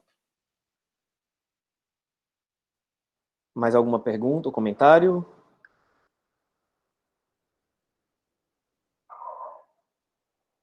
João Marcos? O Ilírio está perguntando a conferência gravada vai ficar na página na página dos seminários, isso. Exatamente. A gente coloca todas as apresentações no YouTube da Sociedade Brasileira de Lógica e divulga eles não só na página dos seminários, como na página do Facebook da SBL também. João? Olá, Desidério. Ei, João. Que bom te ver. Tu não envelheces mesmo, rapaz. Como é que não? Já estou a perder o que estava aqui em cima, tentando colocar aqui para ter a barba do filósofo. Ô, Desidério, eu gosto muito dessa proposta, se me permite fazer a pergunta, e gosto da última frase da apresentação, porque aí me pareceu que ela ia começar a ficar boa, ia aquecer, ia ficar interessante, né? Sabe que eu sou um provocador. Então, deixa eu lhe dar a oportunidade de prosseguir. Quando você diz da sua explicação epistêmica, você fala que qualquer agente que domina a língua sabe que o raciocínio não tem premissas verdadeiras, é conclusão falsa. Eu queria saber de onde vem essa sabedoria. Já percebi que ela não está no mundo, né? Não é o mundo que nos faz, que nos obriga, ou que obriga o agente a saber. Né? Okay. A maneira como eu costumo entender isso, se alguém me pergunta, tem sim também uma componente epistêmica, eu costumo explicar em termos de agentes e atitudes cognitivas desses agentes, mas eu tenho dificuldade com essa parte da epistêmica também, com relação a saber que, né? Saber que o raciocínio não tem. Eu tento explicar, quando alguém me pergunta, que isso vem de uma certa incompatibilidade entre duas atitudes, a atitude de aceitar as premissas, de um lado, e a atitude de rejeitar a dita conclusão. Mas de onde vem essa incompatibilidade é a nova pergunta. Ela viria, talvez, do uso da gramática, da linguagem, né, e não do mundo. Pelo menos assim eu explicaria. Queria saber se o Desidério explica de maneira semelhante ou se a proposta vai em outra direção. Vai nessa direção exatamente, João, muito obrigado pela tua interessante pergunta, e isso permite realmente desenvolver um pouco as coisas. Eu penso que há aqui dois elementos fundamentais, e aí eu fui muito influenciado, como provavelmente já sabes, já me conhece há muitos anos, fui muito influenciado por Kripke, pelo trabalho dele, e eu penso que uma das coisas muito importantes de Kripke é a distinção muito cuidadosa entre questões de caráter metafísico e questões de caráter epistémico, de maneira que eu vejo estas coisas da seguinte maneira. Pensa numa frase analítica qualquer, como chove ou não chove, uma coisa desse género, ok? Que vai dar a mesma coisa que contém-se consequência lógica, vai dar exatamente a mesma coisa. Pensa numa coisa desse género. Agora temos aqui duas questões diferentes. Uma é a questão, digamos, metafísica, de qual é, digamos, o veridador, que é responsável pela verdade dessa coisa, e outra é como é que eu sei que isso é verdadeiro. Exato. Okay? Ora bem, do ponto de vista do veridador, a minha resposta é muito simples, e talvez até simplista. A minha resposta é por simplesmente que, se pensar numa disjunção, por exemplo, uma disjunção qualquer que não seja uma verdade lógica, uma disjunção como o João é brasileiro ou o Desidério é alemão, o que é que torna esta frase verdadeira? Bom, o que torna esta frase verdadeira é o facto de tu seres brasileiro. Não é o facto de eu ser alemão, que eu não sou alemão, mas é o facto de tu seres brasileiro. Isso é suficiente para tornar a frase verdadeira, porque isto é uma disjunção. Portanto, nas disjunções, a regra que te é dada pelas condições de verdade da disjunção, a regra é esta. Precisas ter um veridador apenas, de um lado ou do outro, ou os dois. Não é?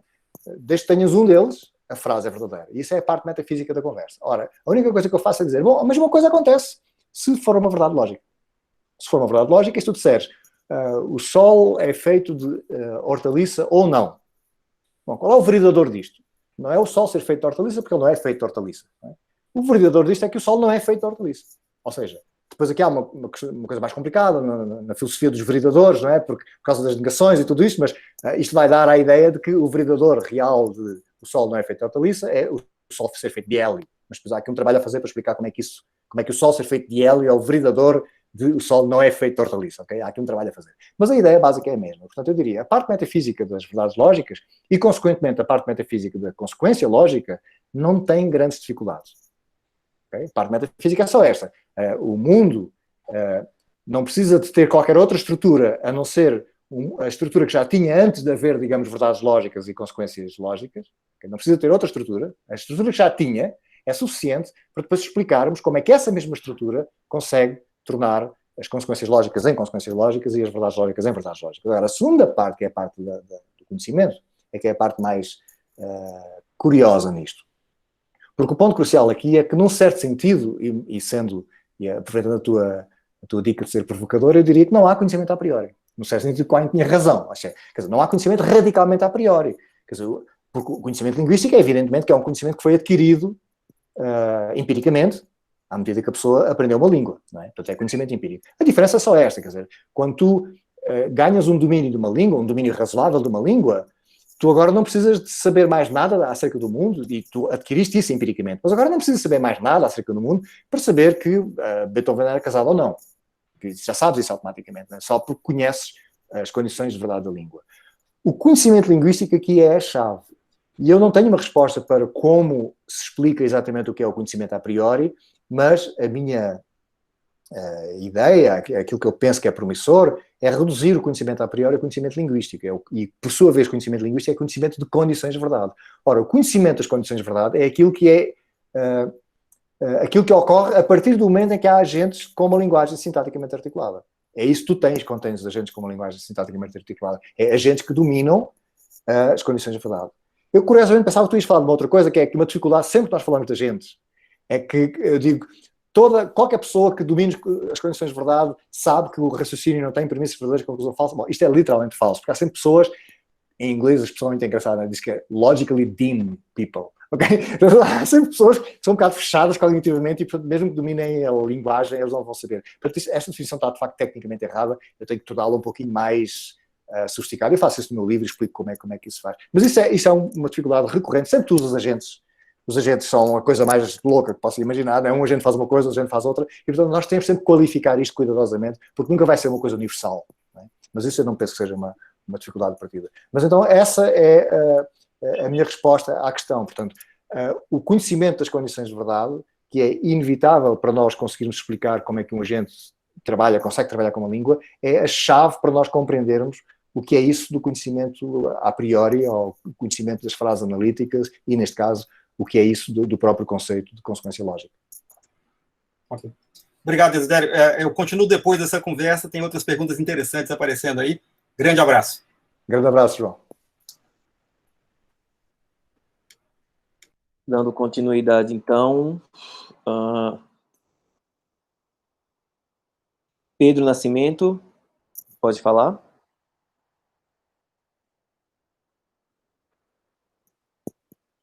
Ok. Pedro perguntou o seguinte, eu não tive tempo, se quiseres, Pedro, queres falar?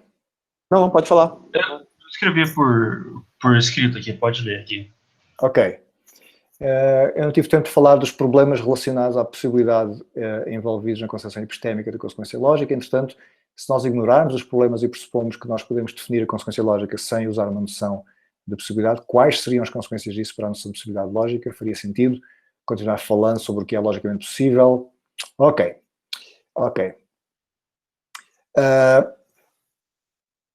Como eu disse no finalzinho, Pedro,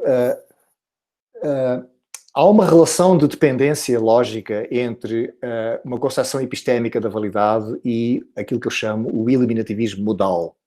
O eliminativismo modal é uma alternativa teórica acerca da natureza da modalidade que te diz que toda a modalidade aparentemente metafísica é, de facto, puramente epistémica. Não há modalidade metafísica.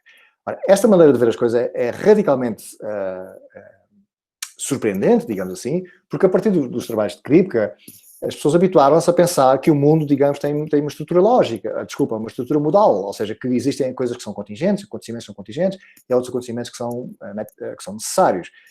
Até Kripke, sempre que uma pessoa pensava em acontecimentos no mundo contingentes ou acontecimentos necessários, a pessoa pensava em logicamente contingentes, logicamente necessários. Claro, os acontecimentos logicamente contingentes, logicamente necessários continuam a existir, mas isso não tem nada a ver com o mundo, porque isso é uma questão puramente linguística, ok?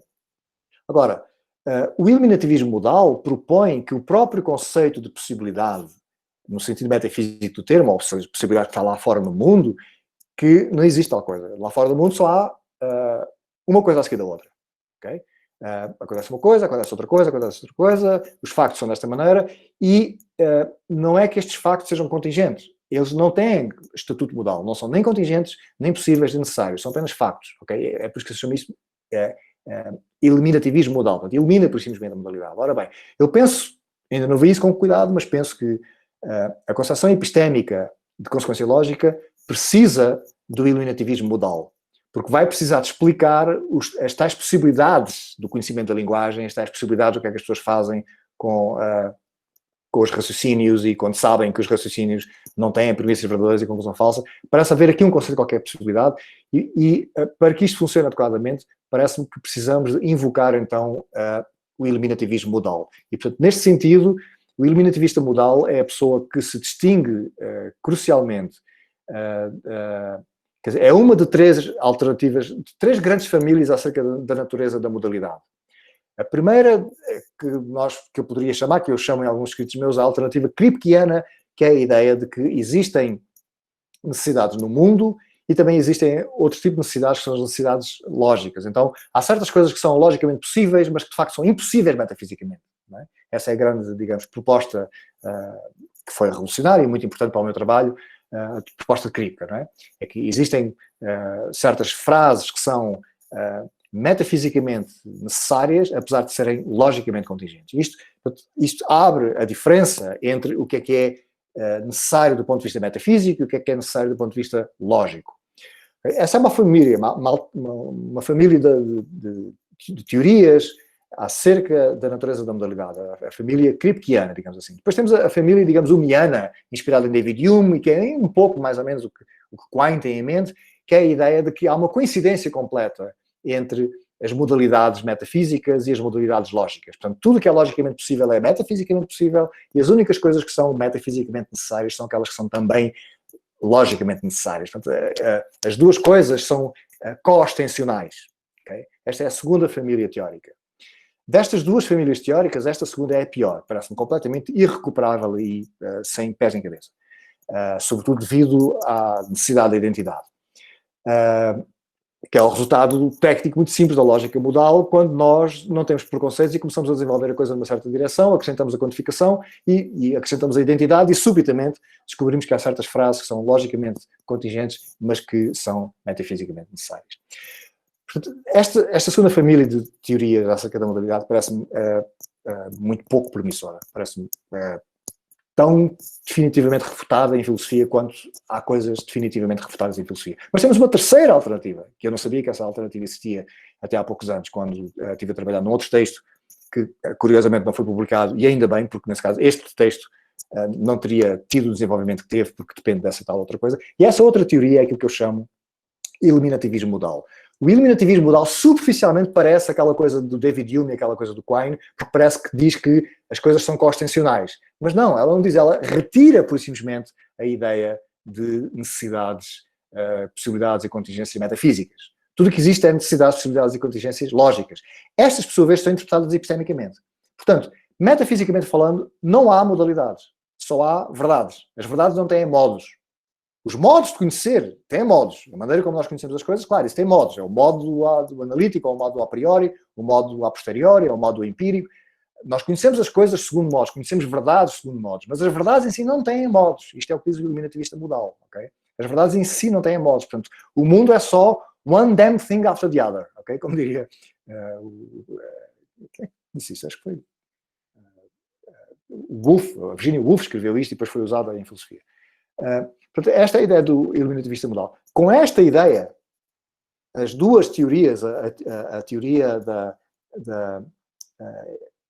a teoria epistémica da consequência lógica, ganha um suporte, porque agora podemos explicar tudo o que diz respeito à possibilidade de necessidade de um ponto de vista puramente epistémico, que é exatamente esse o espírito inicial da ideia de que o conceito de consequência lógica é epistémico. Repara uma coisa, muito simples, quer dizer, Pedro, não adiantaria muito trabalho se uma pessoa insistisse que o conceito de consequência lógica, que é um conceito assim tão importante, na verdade não envolve elementos de modalidade metafísica, envolve apenas elementos de modalidade epistémica, e depois ao mesmo tempo aceitasse modalidade metafísica. Quer dizer, não é que isto seja incoerente fazer tal coisa, só que a partir do momento em que nós conseguimos eliminar o conceito de modalidade metafísica do conceito de consequência lógica, não é óbvio que tenhamos outras razões para pensar que existem realmente estruturas modais reais no mundo.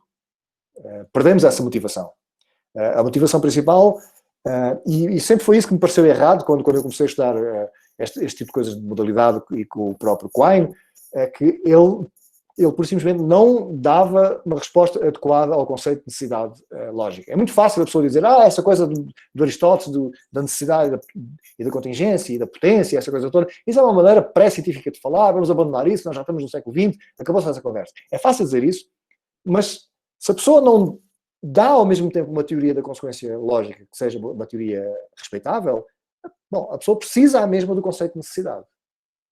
Estás a ver? E, portanto, é por isso que a posição do Quine parecia-me, quer dizer, se houvesse apenas essas duas alternativas teóricas, o kripkeanismo, digamos, nos diz que há metafísicas do mundo, que há, de facto, coisas metafísicas reais no mundo, e a ideia quiniana, que nos diz que há coisas metafísicas do mundo, mas elas coincidem exatamente com as necessidades lógicas, se houvesse apenas estas duas teorias, então parece-me que é óbvio que Kripke teria razão. Quer dizer, as teorias kripkeanas seriam as teorias adequadas.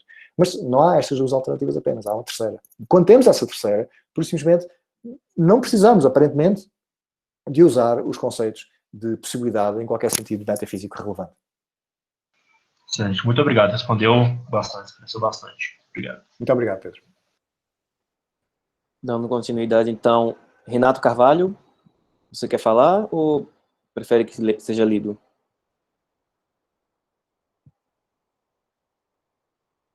Renato sem microfone. Renato, ok, Renato. Portanto, a ideia é se o conceito de consequência lógica não se faz de modo algum sem o conceito de necessidade, ou faz-se, mas de algum modo sem ele. Ok. Penso que compreendi a ideia, mas se não compreendi, Renato, depois corrige-me aqui por escrito aqui no chat. Portanto, a minha ideia é que nós temos aqui algumas alternativas teóricas. Uma alternativa teórica é a pessoa definir o conceito de consequência lógica e vai usar algum outro conceito que faz as vezes de modalidade dialética. Pode estar mais disfarçado ou menos disfarçado, mas ela vai usar esse conceito, que é o que acontece. Eu falei muito brevemente aquela coisa do Tarski e do Quine, mas é o que acontece aqui. O que acontece aqui é que eles não estão a pensar apenas nas interpretações que de facto as pessoas fazem, os lógicos fazem. Eles estão a pensar nas interpretações que os lógicos poderiam fazer. E, portanto, isto está a esconder aqui o conceito de modalidade, ok? Portanto, uma maneira de entender o conceito de consequência lógica é por simplesmente usar os conceitos de necessidade e aí as coisas funcionam. Isto vai dar, mais cedo ou mais tarde, vai dar algumas perplexidades quando se chega à tese da necessidade da identidade, ok? Nós vamos ter aqui algumas perplexidades e a pessoa vai ter que incluir, de qualquer maneira, uma cláusula epistémica na definição de consequência lógica. Isso é curioso, não é? Portanto, imagina que a pessoa não tem nada contra a necessidade, não tem nada contra, é kripkeano, a pessoa acha que é perfeitamente normal, existem estruturas modais no mundo, sem problema. Ok, a pessoa aí define de uma maneira muito intuitiva, muito natural, o conceito de consequência lógica, usando o conceito de necessidade metafísica. Quando nós chegamos à necessidade de identidade, por razões de pormenor que eu não vou ter tempo, evidentemente, para explicar agora aqui, quando chega à necessidade de identidade, a pessoa vai ter que acrescentar uma cláusula modal para que a sua definição de consequência lógica seja tecnicamente adequada. Então vai ter que ter, de qualquer maneira, uma cláusula modal. Aquilo que eu estou aqui a propor é uma espécie de um eliminativismo, digamos, não é? Porque o que eu digo é, bom, já que de qualquer maneira temos que usar uma cláusula modal, e repare que eu inicialmente pensava que tínhamos que usar as duas cláusulas, ok? O que eu descobri mais tarde foi que, se eu por simplesmente eliminar a cláusula metafísica e ficar apenas com a cláusula epistémica, consigo fazer o trabalho todo. Okay? Só que aí vou precisar do eliminativismo modal, claro. Mas também, quer dizer, se a pessoa não for eliminativista modal, não tem assim grande motivação para eliminar a cláusula da necessidade, a cláusula da necessidade metafísica da sua definição de consequência lógica. Não é? Portanto, o que eu estou aqui a dizer é isto, é que nós temos duas alternativas em campo. Uma alternativa é a pessoa vai usar o conceito de necessidade para definir consequência lógica, mas aí ela vai ter que usar mais tarde, eu não pude explicar isto na palestra, evidentemente, uma cláusula epistémica. A outra alternativa é a pessoa dizer, bom, e por que não ficar só com a cláusula epistémica? Okay? E a pessoa faz isso, e aí dá-se conta, bom, mas eu só consigo fazer isto de uma maneira que seja harmoniosa, não é que seja tecnicamente inadequado, mas seria tecnicamente adequado a pessoa ter isto e ao mesmo tempo aceitar que existem necessidades do mundo. Só que fica mais harmonioso a pessoa dizer, ok, e além disso não há necessidades do mundo. Quer dizer, a razão última, digamos, a ilha onde eu precisava de necessidades no mundo era precisamente o conceito que é crucial para a nossa compreensão das coisas, que é o conceito de necessidade lógica, que é o conceito de consequência lógica. Né?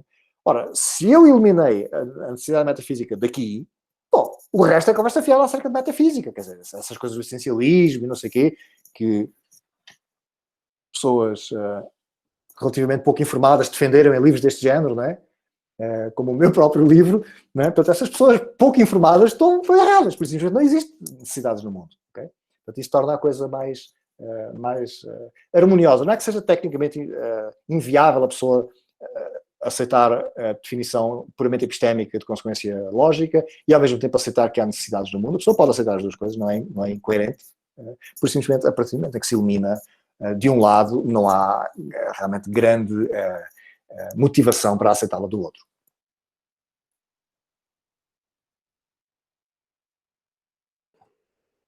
Continuando então a fila, o Vitor Douglas de Andrade pergunta se a definição epistêmica de validade, se essa definição epistêmica de validade eliminaria as necessidades físicas. Não, porque as necessidades físicas são apenas uma maneira algo enganadora de falar. O que nós queremos dizer usando... já agora, desculpa, Vítor, não ter saudade, é muito bom ver-te por aqui, Vítor, espero que estejas bem e que estejas cuidando com este problema do vírus. Mas, Vítor, se bem te lembras, o conceito de necessidade física significa apenas, usando, digamos, a terminologia dos mundos possíveis, significa apenas que é aquelas frases que são verdadeiras em todos os mundos possíveis que têm as mesmas leis da física do que nós. O que isso significa é que isto não é verdade, não é de facto a necessidade em qualquer sentido robusto do termo. Significa apenas aquilo que está de acordo com as leis da física. Tudo agora vai depender se essas leis da física têm ou não têm algum estatuto modal, entendes? Portanto, imagina que a pessoa defende que as leis da física, bom, as leis fundamentais da física, porque as leis há aqui uma complicação técnica, mas eu não vou falar nisso. Mas imagina que a pessoa defende que as leis da física são todas elas metafisicamente contingentes. Bom, então, quando se fala de necessidade física, isto não quer dizer nada em termos de necessidade real, porque a pessoa está, de facto, a dizer que é fisicamente necessário, mas uma vez que as leis da física, por sua vez, são metafisicamente contingentes, dizer que é fisicamente necessário é dizer que é metafisicamente contingente, à mesma, ok? E, portanto, por outro lado, a pessoa não vai defender, com certeza, que as leis da física são logicamente necessárias e, portanto, a pessoa vai ter que dizer que são logicamente contingentes também. Portanto, tudo vai depender de qual é o estatuto metafísico que a pessoa dá às próprias leis às leis da física. Não é? Portanto, a definição epistémica de validade não elimina as necessidades físicas porque não precisamos de eliminá-las. Elas eliminam-se por si próprias, digamos assim. A Edna solicita, na verdade, né, se você poderia falar um pouco mais sobre o que está entendendo por condições de verdade. Exatamente. As condições de verdade. Olha, Edna, a maneira mais simples de compreender as condições de verdade é pensar no seguinte. Pensa numa tabela de verdade. Se já conhece esse conceito de tabela de verdade, eu não sei se és uma aluna, se és uma professora, se és uma colega, mas se conhece o conceito de tabela de verdade, mesmo que sejas uma aluna apenas, ou se és professora que com certeza conheces, e o que tu tens aí é a especificação das condições de verdade. Então, quando pensas numa frase como, uma frase qualquer que tenha uma estrutura lógica relevante, como o António é casado ou não. Bom, tu fazes a tabela de verdade disto e cada uma daquelas filas em que tens VV, VF, FV, FF, cada uma dessas filas estipula um conjunto de condições de verdade. A primeira condição de verdade, que é VV, significa que quando as duas frases componentes são ambas verdadeiras, acontece uma certa coisa com a disjunção. Quando uma delas é verdadeira e outra é falsa, acontece uma certa coisa com a disjunção. É isso que são as condições de verdade. As condições de verdade são, curiosamente, enganadoras, porque há uma tendência, como nós damos aulas, ou quando escrevemos, ou quando falamos, há uma tendência para reificar condições de verdade. Isso deu-me um trabalho danado no meu livro para eu não reificar condições de verdade. O que é que eu quero dizer com reificar condições de verdade? É que nós dizemos, existe a condição de verdade em que? Quer dizer, não existe a condição de verdade em que, no mesmo sentido em que existe uma árvore. O que nós queremos dizer com existe a condição de verdade em que, por exemplo, existe uma condição de verdade em que a árvore, em que a lua é feita de queijo.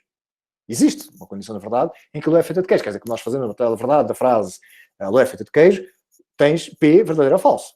Quando P é verdadeiro, quer dizer que a lua é feita de queijo. Quando P é falso, quer dizer que a lua não é feita de queijo. Estas são as duas condições de verdade relevantes aqui. Ora bem, existe a condição de verdade? O que isto quer dizer? Isto é trabalhoso porque esta tendência que nós temos em matemática e lógica para a reificação, uma tendência, digamos, freudiana ou, digamos, platónica, não é? Para reificar coisas, começar a falar de coisas abstratas que existem independentemente de nós, às tantas, quando damos por nós, já estamos no mundo platónico das ideias. Okay? Eu acho que devemos resistir a isso, não é? Por uma questão de rigor filosófico, e devemos dizer apenas o seguinte: as condições de verdade é apenas a especificação daquelas condições que tornam as frases verdadeiras nos casos e falsas noutros. Okay? Então, a frase, existem extraterrestres azuis. Quais são as condições de verdade desta frase? Bom, há dois grupos de condições de verdade. Quais? São aquelas coisas, aquelas condições do mundo que tornam a frase verdadeira, que é quando há extraterrestres azuis, e aquelas condições do mundo que tornam a frase falsa, que é quando não há extraterrestres azuis. Isso são as condições de verdade. Portanto, as condições, quando nós falamos de condições de verdade, é como se estivéssemos falando de veridadores. Okay? Estamos a falar de aquelas condições em que há veridadores que tornam a frase verdadeira, ou aquelas condições em que há falseadores que tornam a frase falsa. Veridador, eu quero dizer, truth maker, okay? Fazedor de verdade. Edna, se eu não expliquei adequadamente o que são condições de verdade, peço desculpa, mas podes voltar a perguntar.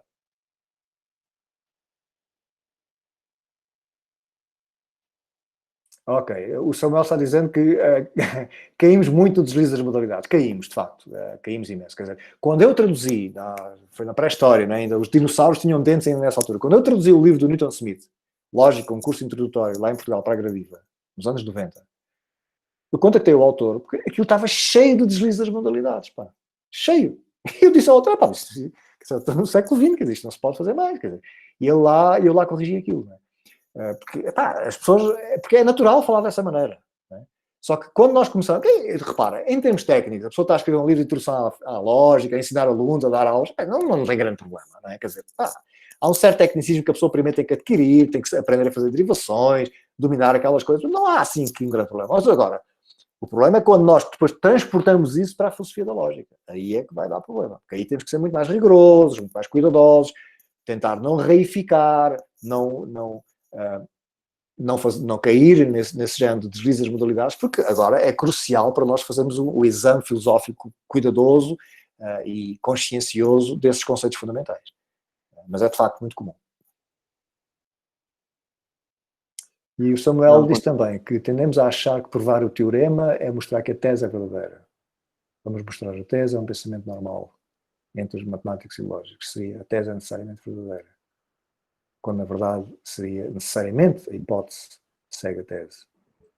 Pois exatamente. Quer dizer, é o deslize das modalidades. Quer dizer, eu acho que o que ajuda bastante, Samuel, é se a pessoa estudar um pouquinho de lógica modal formal. Não é preciso muito. Quer dizer, a lógica modal que eu ensino aqui no meu livro é basicamente aquilo que um aluno que queira ser filósofo ou queira trabalhar nestas áreas adjacentes, é aquilo que ele precisa dominar, se não for, evidentemente, como o Bruno, né, que vai trabalhar propriamente em lógicas modais e desenvolvimentos, mas a pessoa que precisa de trabalhar noutras áreas, mas que precisa, de, evidentemente, dominar um pouco da lógica modal, aquilo que eu ensino aqui é suficiente. Né? Eu ensino desde o sistema K, ou K, como se diz no Brasil, até o S5, monto um sistema de logic trees, de árvores lógicas, e para cada um desses sistemas eu explico quais são as suas propriedades lógicas e como é que nós decidimos ou vemos que um certo raciocínio exige S5 ou não exige S5, ou S4, ou é B, ou é T, ou uma coisa qualquer, e isso é suficiente. E basta que a pessoa domine melhor a própria sintase da lógica modal alética, a pessoa já vê muito bem que há uma grande diferença no lugar onde vai pôr a caixa, evidentemente. Né?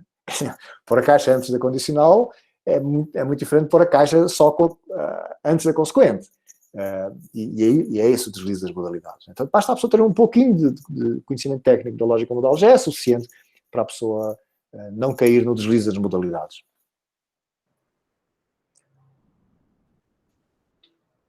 Kerian? Perdão se falei a pronúncia incorreta. Ei, Keren, tudo bem?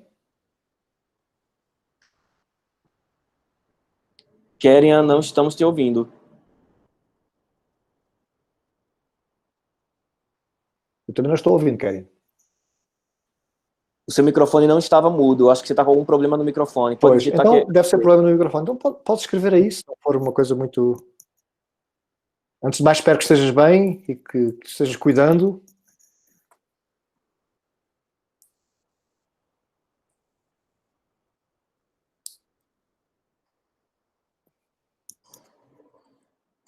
Ok.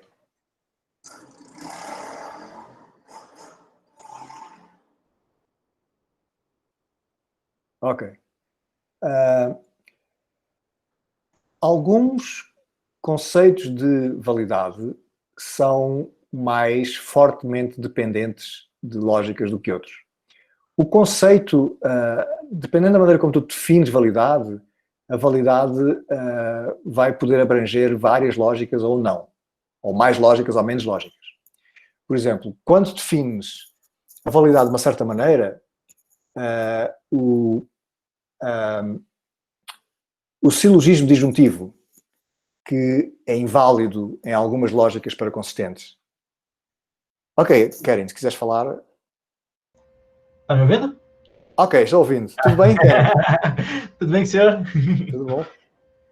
Não, pode continuar. Aqui a minha dúvida, na verdade, é que, uma vez que a noção de consequência lógica, ela sempre está relativizada a uma lógica específica, né? Porque depende de noção de regras, de inferência, depende de noção se há ou não um conjunto de axiomas, depende também como a própria linguagem foi desenvolvida, mas também depende de alguns outros conceitos que eu estava lembrando aqui agora, como, por exemplo, se vai ser finitária ou não, se eu posso ter conjunto infinito de premissas ou não. Ela pode ser, por exemplo, como o caso das lógicas paraclássicas, que a própria noção de dedução, ela envolve uma noção prévia da noção da lógica clássica, ou posso envolver outras noções de dedução aqui. Então, como que eu faço nesse caso de ter o pluralismo lógico? Ok. Bem a baila. Ora, eu compreendi, é uma boa questão, muito obrigado, Keren. Como eu estava dizendo, eu penso que em vários casos tu podes ter uma definição de validade que abrange muitas lógicas. e exclui algumas. Nós temos uma dificuldade em conseguir uma definição de validade que seja, por um lado, suficientemente interessante e, por outro lado, suficientemente abrangente. E temos aqui, é sempre aquela velha história, né? Puxas as calças, tiras da camisa, não é? Portanto, se nós fazemos uma noção de validade que seja suficientemente abrangente, torna-se extremamente porosa e desinteressante, é muito vaga, é muito fina, é muito ténue, queria dizer, e se faz uma que seja mais robusta e mais esclarecedora, vai depender de lógicas específicas.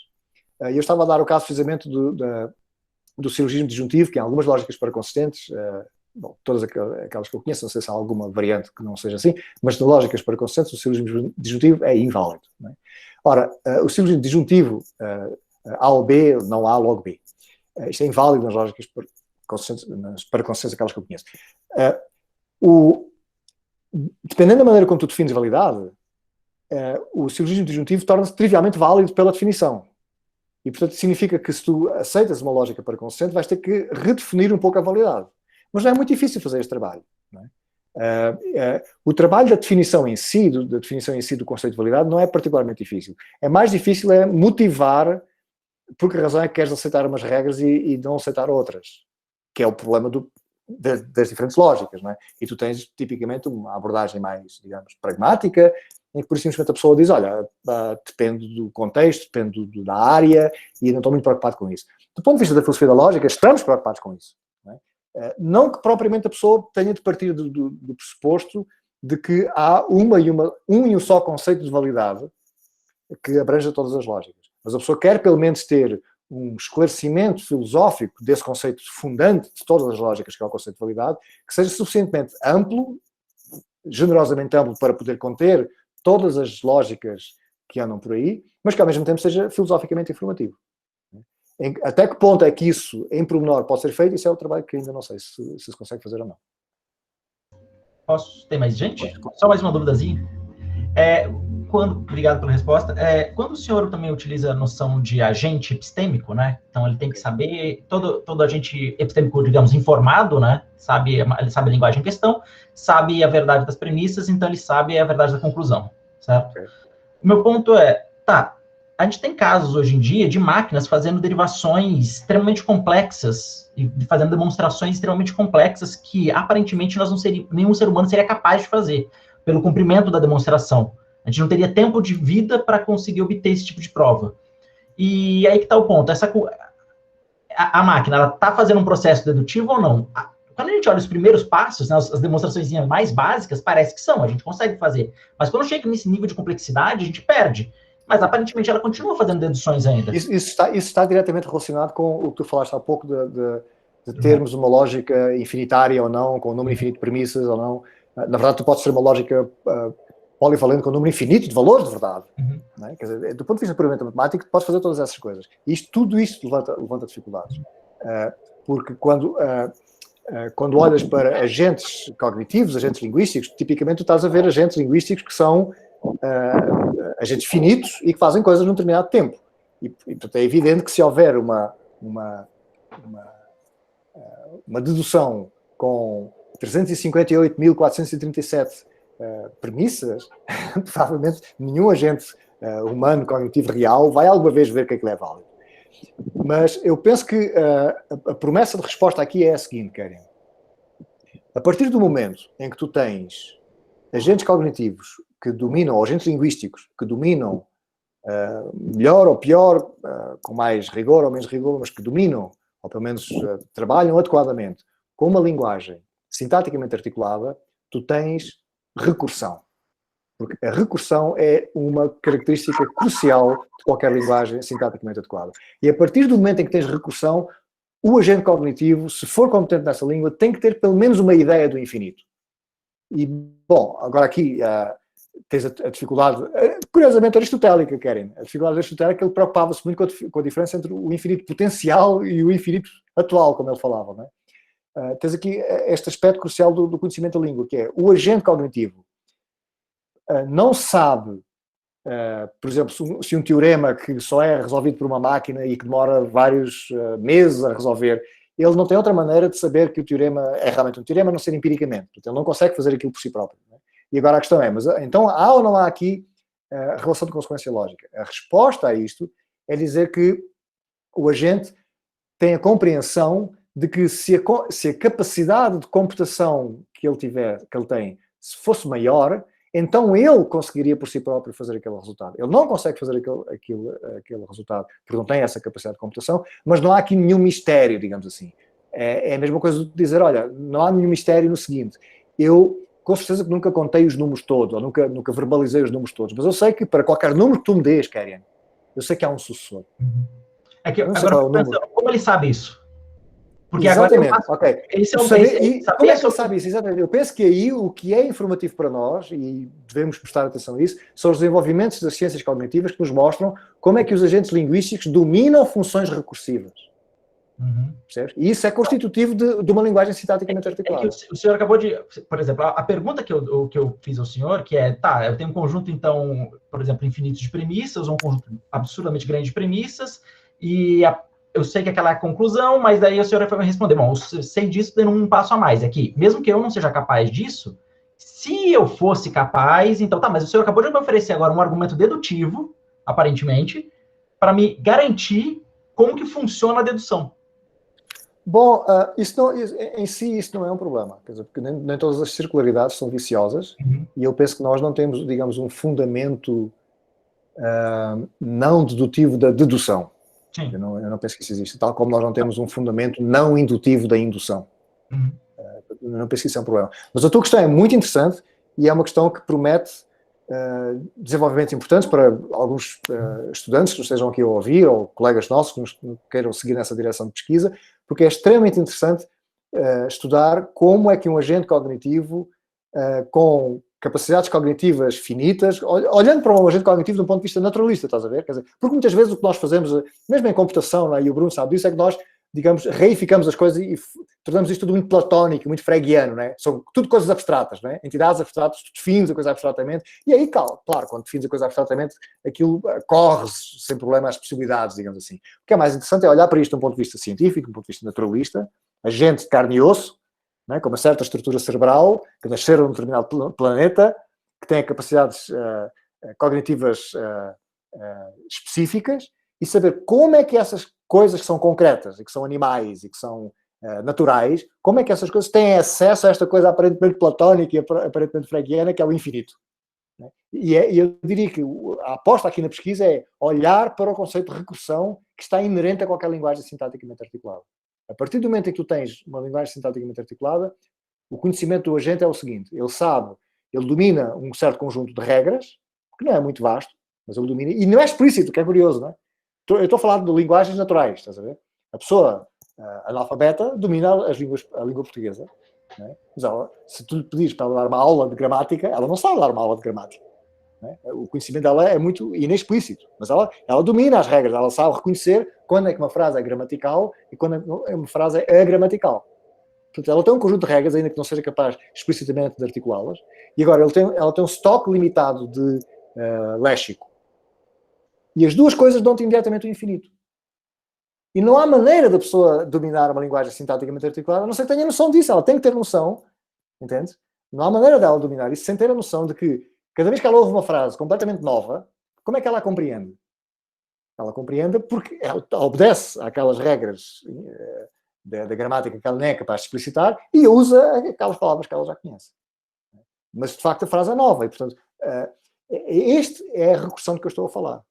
E isto é a chave para compreender como é que agentes de carne e osso, com os pés assentes na terra, podem compreender o conceito de consequência lógica sem envolver digamos, essas reificações platónicas e freguianas e essas coisas. Pode ser que essas coisas existam. O ponto aqui é um exercício um pouco, digamos, ocamiano, que é, será que eu consigo descalçar a bota se eu usar essas coisas esquisitas? Muito obrigado pela tua questão, muito importante, Karen. Muito obrigado. Obrigado. Prazer em rever. Prazer em revê-lo. Ramon Mazzini pergunta sobre o princípio da identidade de Leibniz usado por Kripke.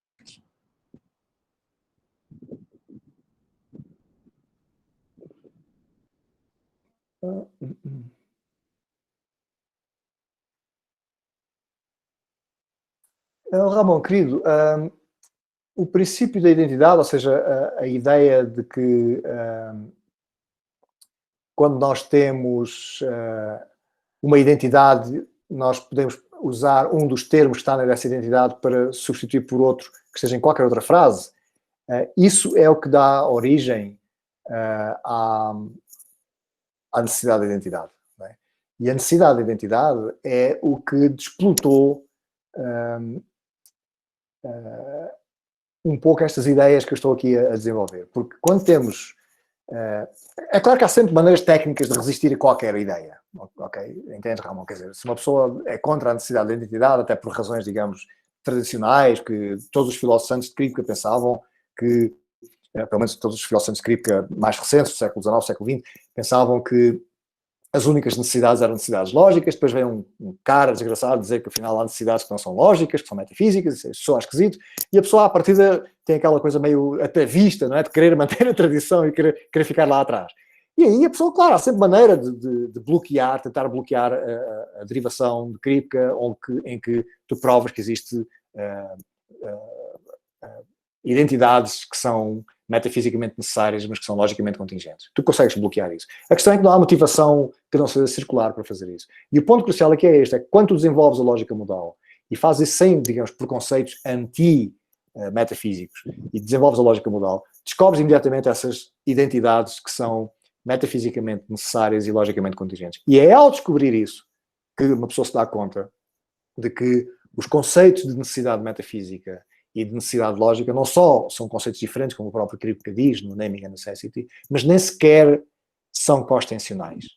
Ou pelo menos, quer dizer, é teoricamente razoável defender que não são sequer costensionais. Além de serem conceitos diferentes, porque um é um conceito linguístico, é um conceito da lógica, o outro é um conceito metafísico, tem a ver com o mundo, mas além dos conceitos serem diferentes, poderia acontecer que eles fossem diferentes, mas coincidência exatamente um com o outro, fossem costensionais.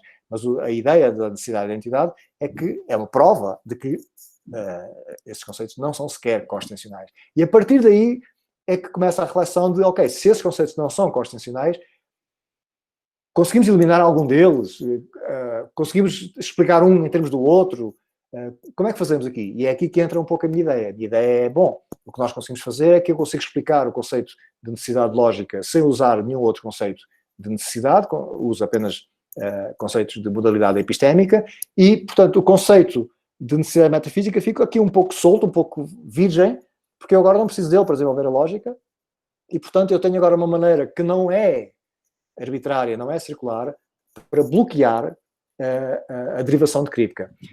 Eu explico isto no meu livro. Eu explico no meu livro como é que, de uma maneira não arbitrária e não circular, se bloqueia o resultado da necessidade de identidade. Porque a necessidade de identidade, se nós não bloquearmos o resultado, por simplesmente é a prova de que existe necessidades no mundo que não são necessidades lógicas. Estás a ver? Então, se a pessoa se a pessoa pensa que não há necessidades no mundo, ela tem que encontrar uma maneira que não seja arbitrária de bloquear esse resultado. Eu não tenho tempo para explicar isso aqui, mas tu podes ver no meu livro, eu explico isso no meu livro, como é que nós bloqueamos o raciocínio de Kripke de uma maneira que não seja circular e que não seja arbitrária. Muito obrigado, Ramon. Prazer em reler-te neste caso.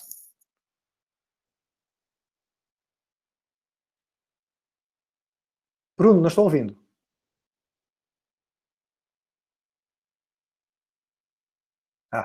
Desculpa, esqueci de habilitar o microfone. Por fim, o Bruno Monteiro pergunta se há uma diferença entre definir a noção de argumento válido usando a noção de analiticidade e usando a noção de basta ter o domínio da língua para determinar se uma frase é verdade.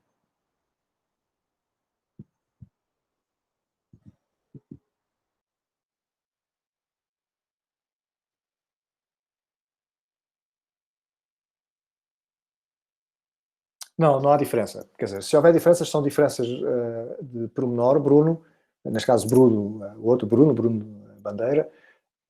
Se há diferenças, são diferenças de pormenor que eu não estou a ver agora aqui, mas quando eu falava, assim, desta maneira informal, eu estava a falar da mesma coisa. Portanto, definir argumento válido usando o conceito de analiticidade é aproximadamente a mesma coisa do que defini-lo usando esta ideia de que basta o domínio, basta conhecer as condições de verdade de uma língua para conseguir explicar o que é que acontece neste fenómeno da consequência lógica. No fenómeno da consequência lógica, o que acontece... Porque a diferença aqui é meramente técnica, é de pormenor, entende? Quer dizer, porque na consequência lógica tu não tens analiticidade. Okay? Porquê? Porque a analiticidade é de frases e a consequência lógica diz respeito a argumentos ou raciocínios. Portanto, os argumentos ou raciocínios não são nem analíticos nem sintéticos. Okay? Não são nada. O que é analítico ou sintético são as frases que constituem os raciocínios. Mas acontece que sempre que tu tens um raciocínio qualquer, tu tens a expressão proposicional ou frásica, como lhe quiser chamar, a expressão proposicional ou frásica desse raciocínio, que resulta do quê? Tu tens as premissas todas do raciocínio e tens a conclusão.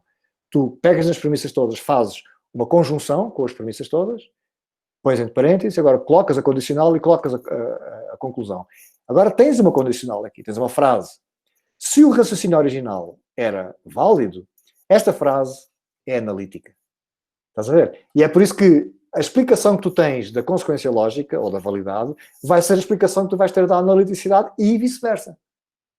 Acontece que é mais fácil fazer ao contrário, é mais intuitivo, sobretudo uma palestra, realmente, chegar aqui e dizer, olha, o que é preciso para que uma frase seja analítica? Bom, parece que não é preciso nada no mundo, é preciso apenas que o agente olhe para a frase e com base apenas no seu domínio da linguagem, com base apenas no seu domínio das condições de verdade da frase, saiba imediatamente, se olhar para a realidade extralinguística, sabe que a frase é verdadeira. A ideia com a consequência lógica é exatamente a mesma. Bom, não havendo mais perguntas, então, muito obrigado mais uma vez, professor Desidério. Gostaria de ressaltar só que foram mais de 130 participantes, pelo menos isso eu consegui ver, e a pico de 98 pessoas simultaneamente. Que ótimo. Quer dizer que há muita gente interessada em lógica, o que é ótimo para a nossa sociedade, e espero que continuemos a fazer um trabalho que seja atraente para todo o mundo. Muito obrigado. Vou interromper agora. Obrigado a todos. Muito boa tarde.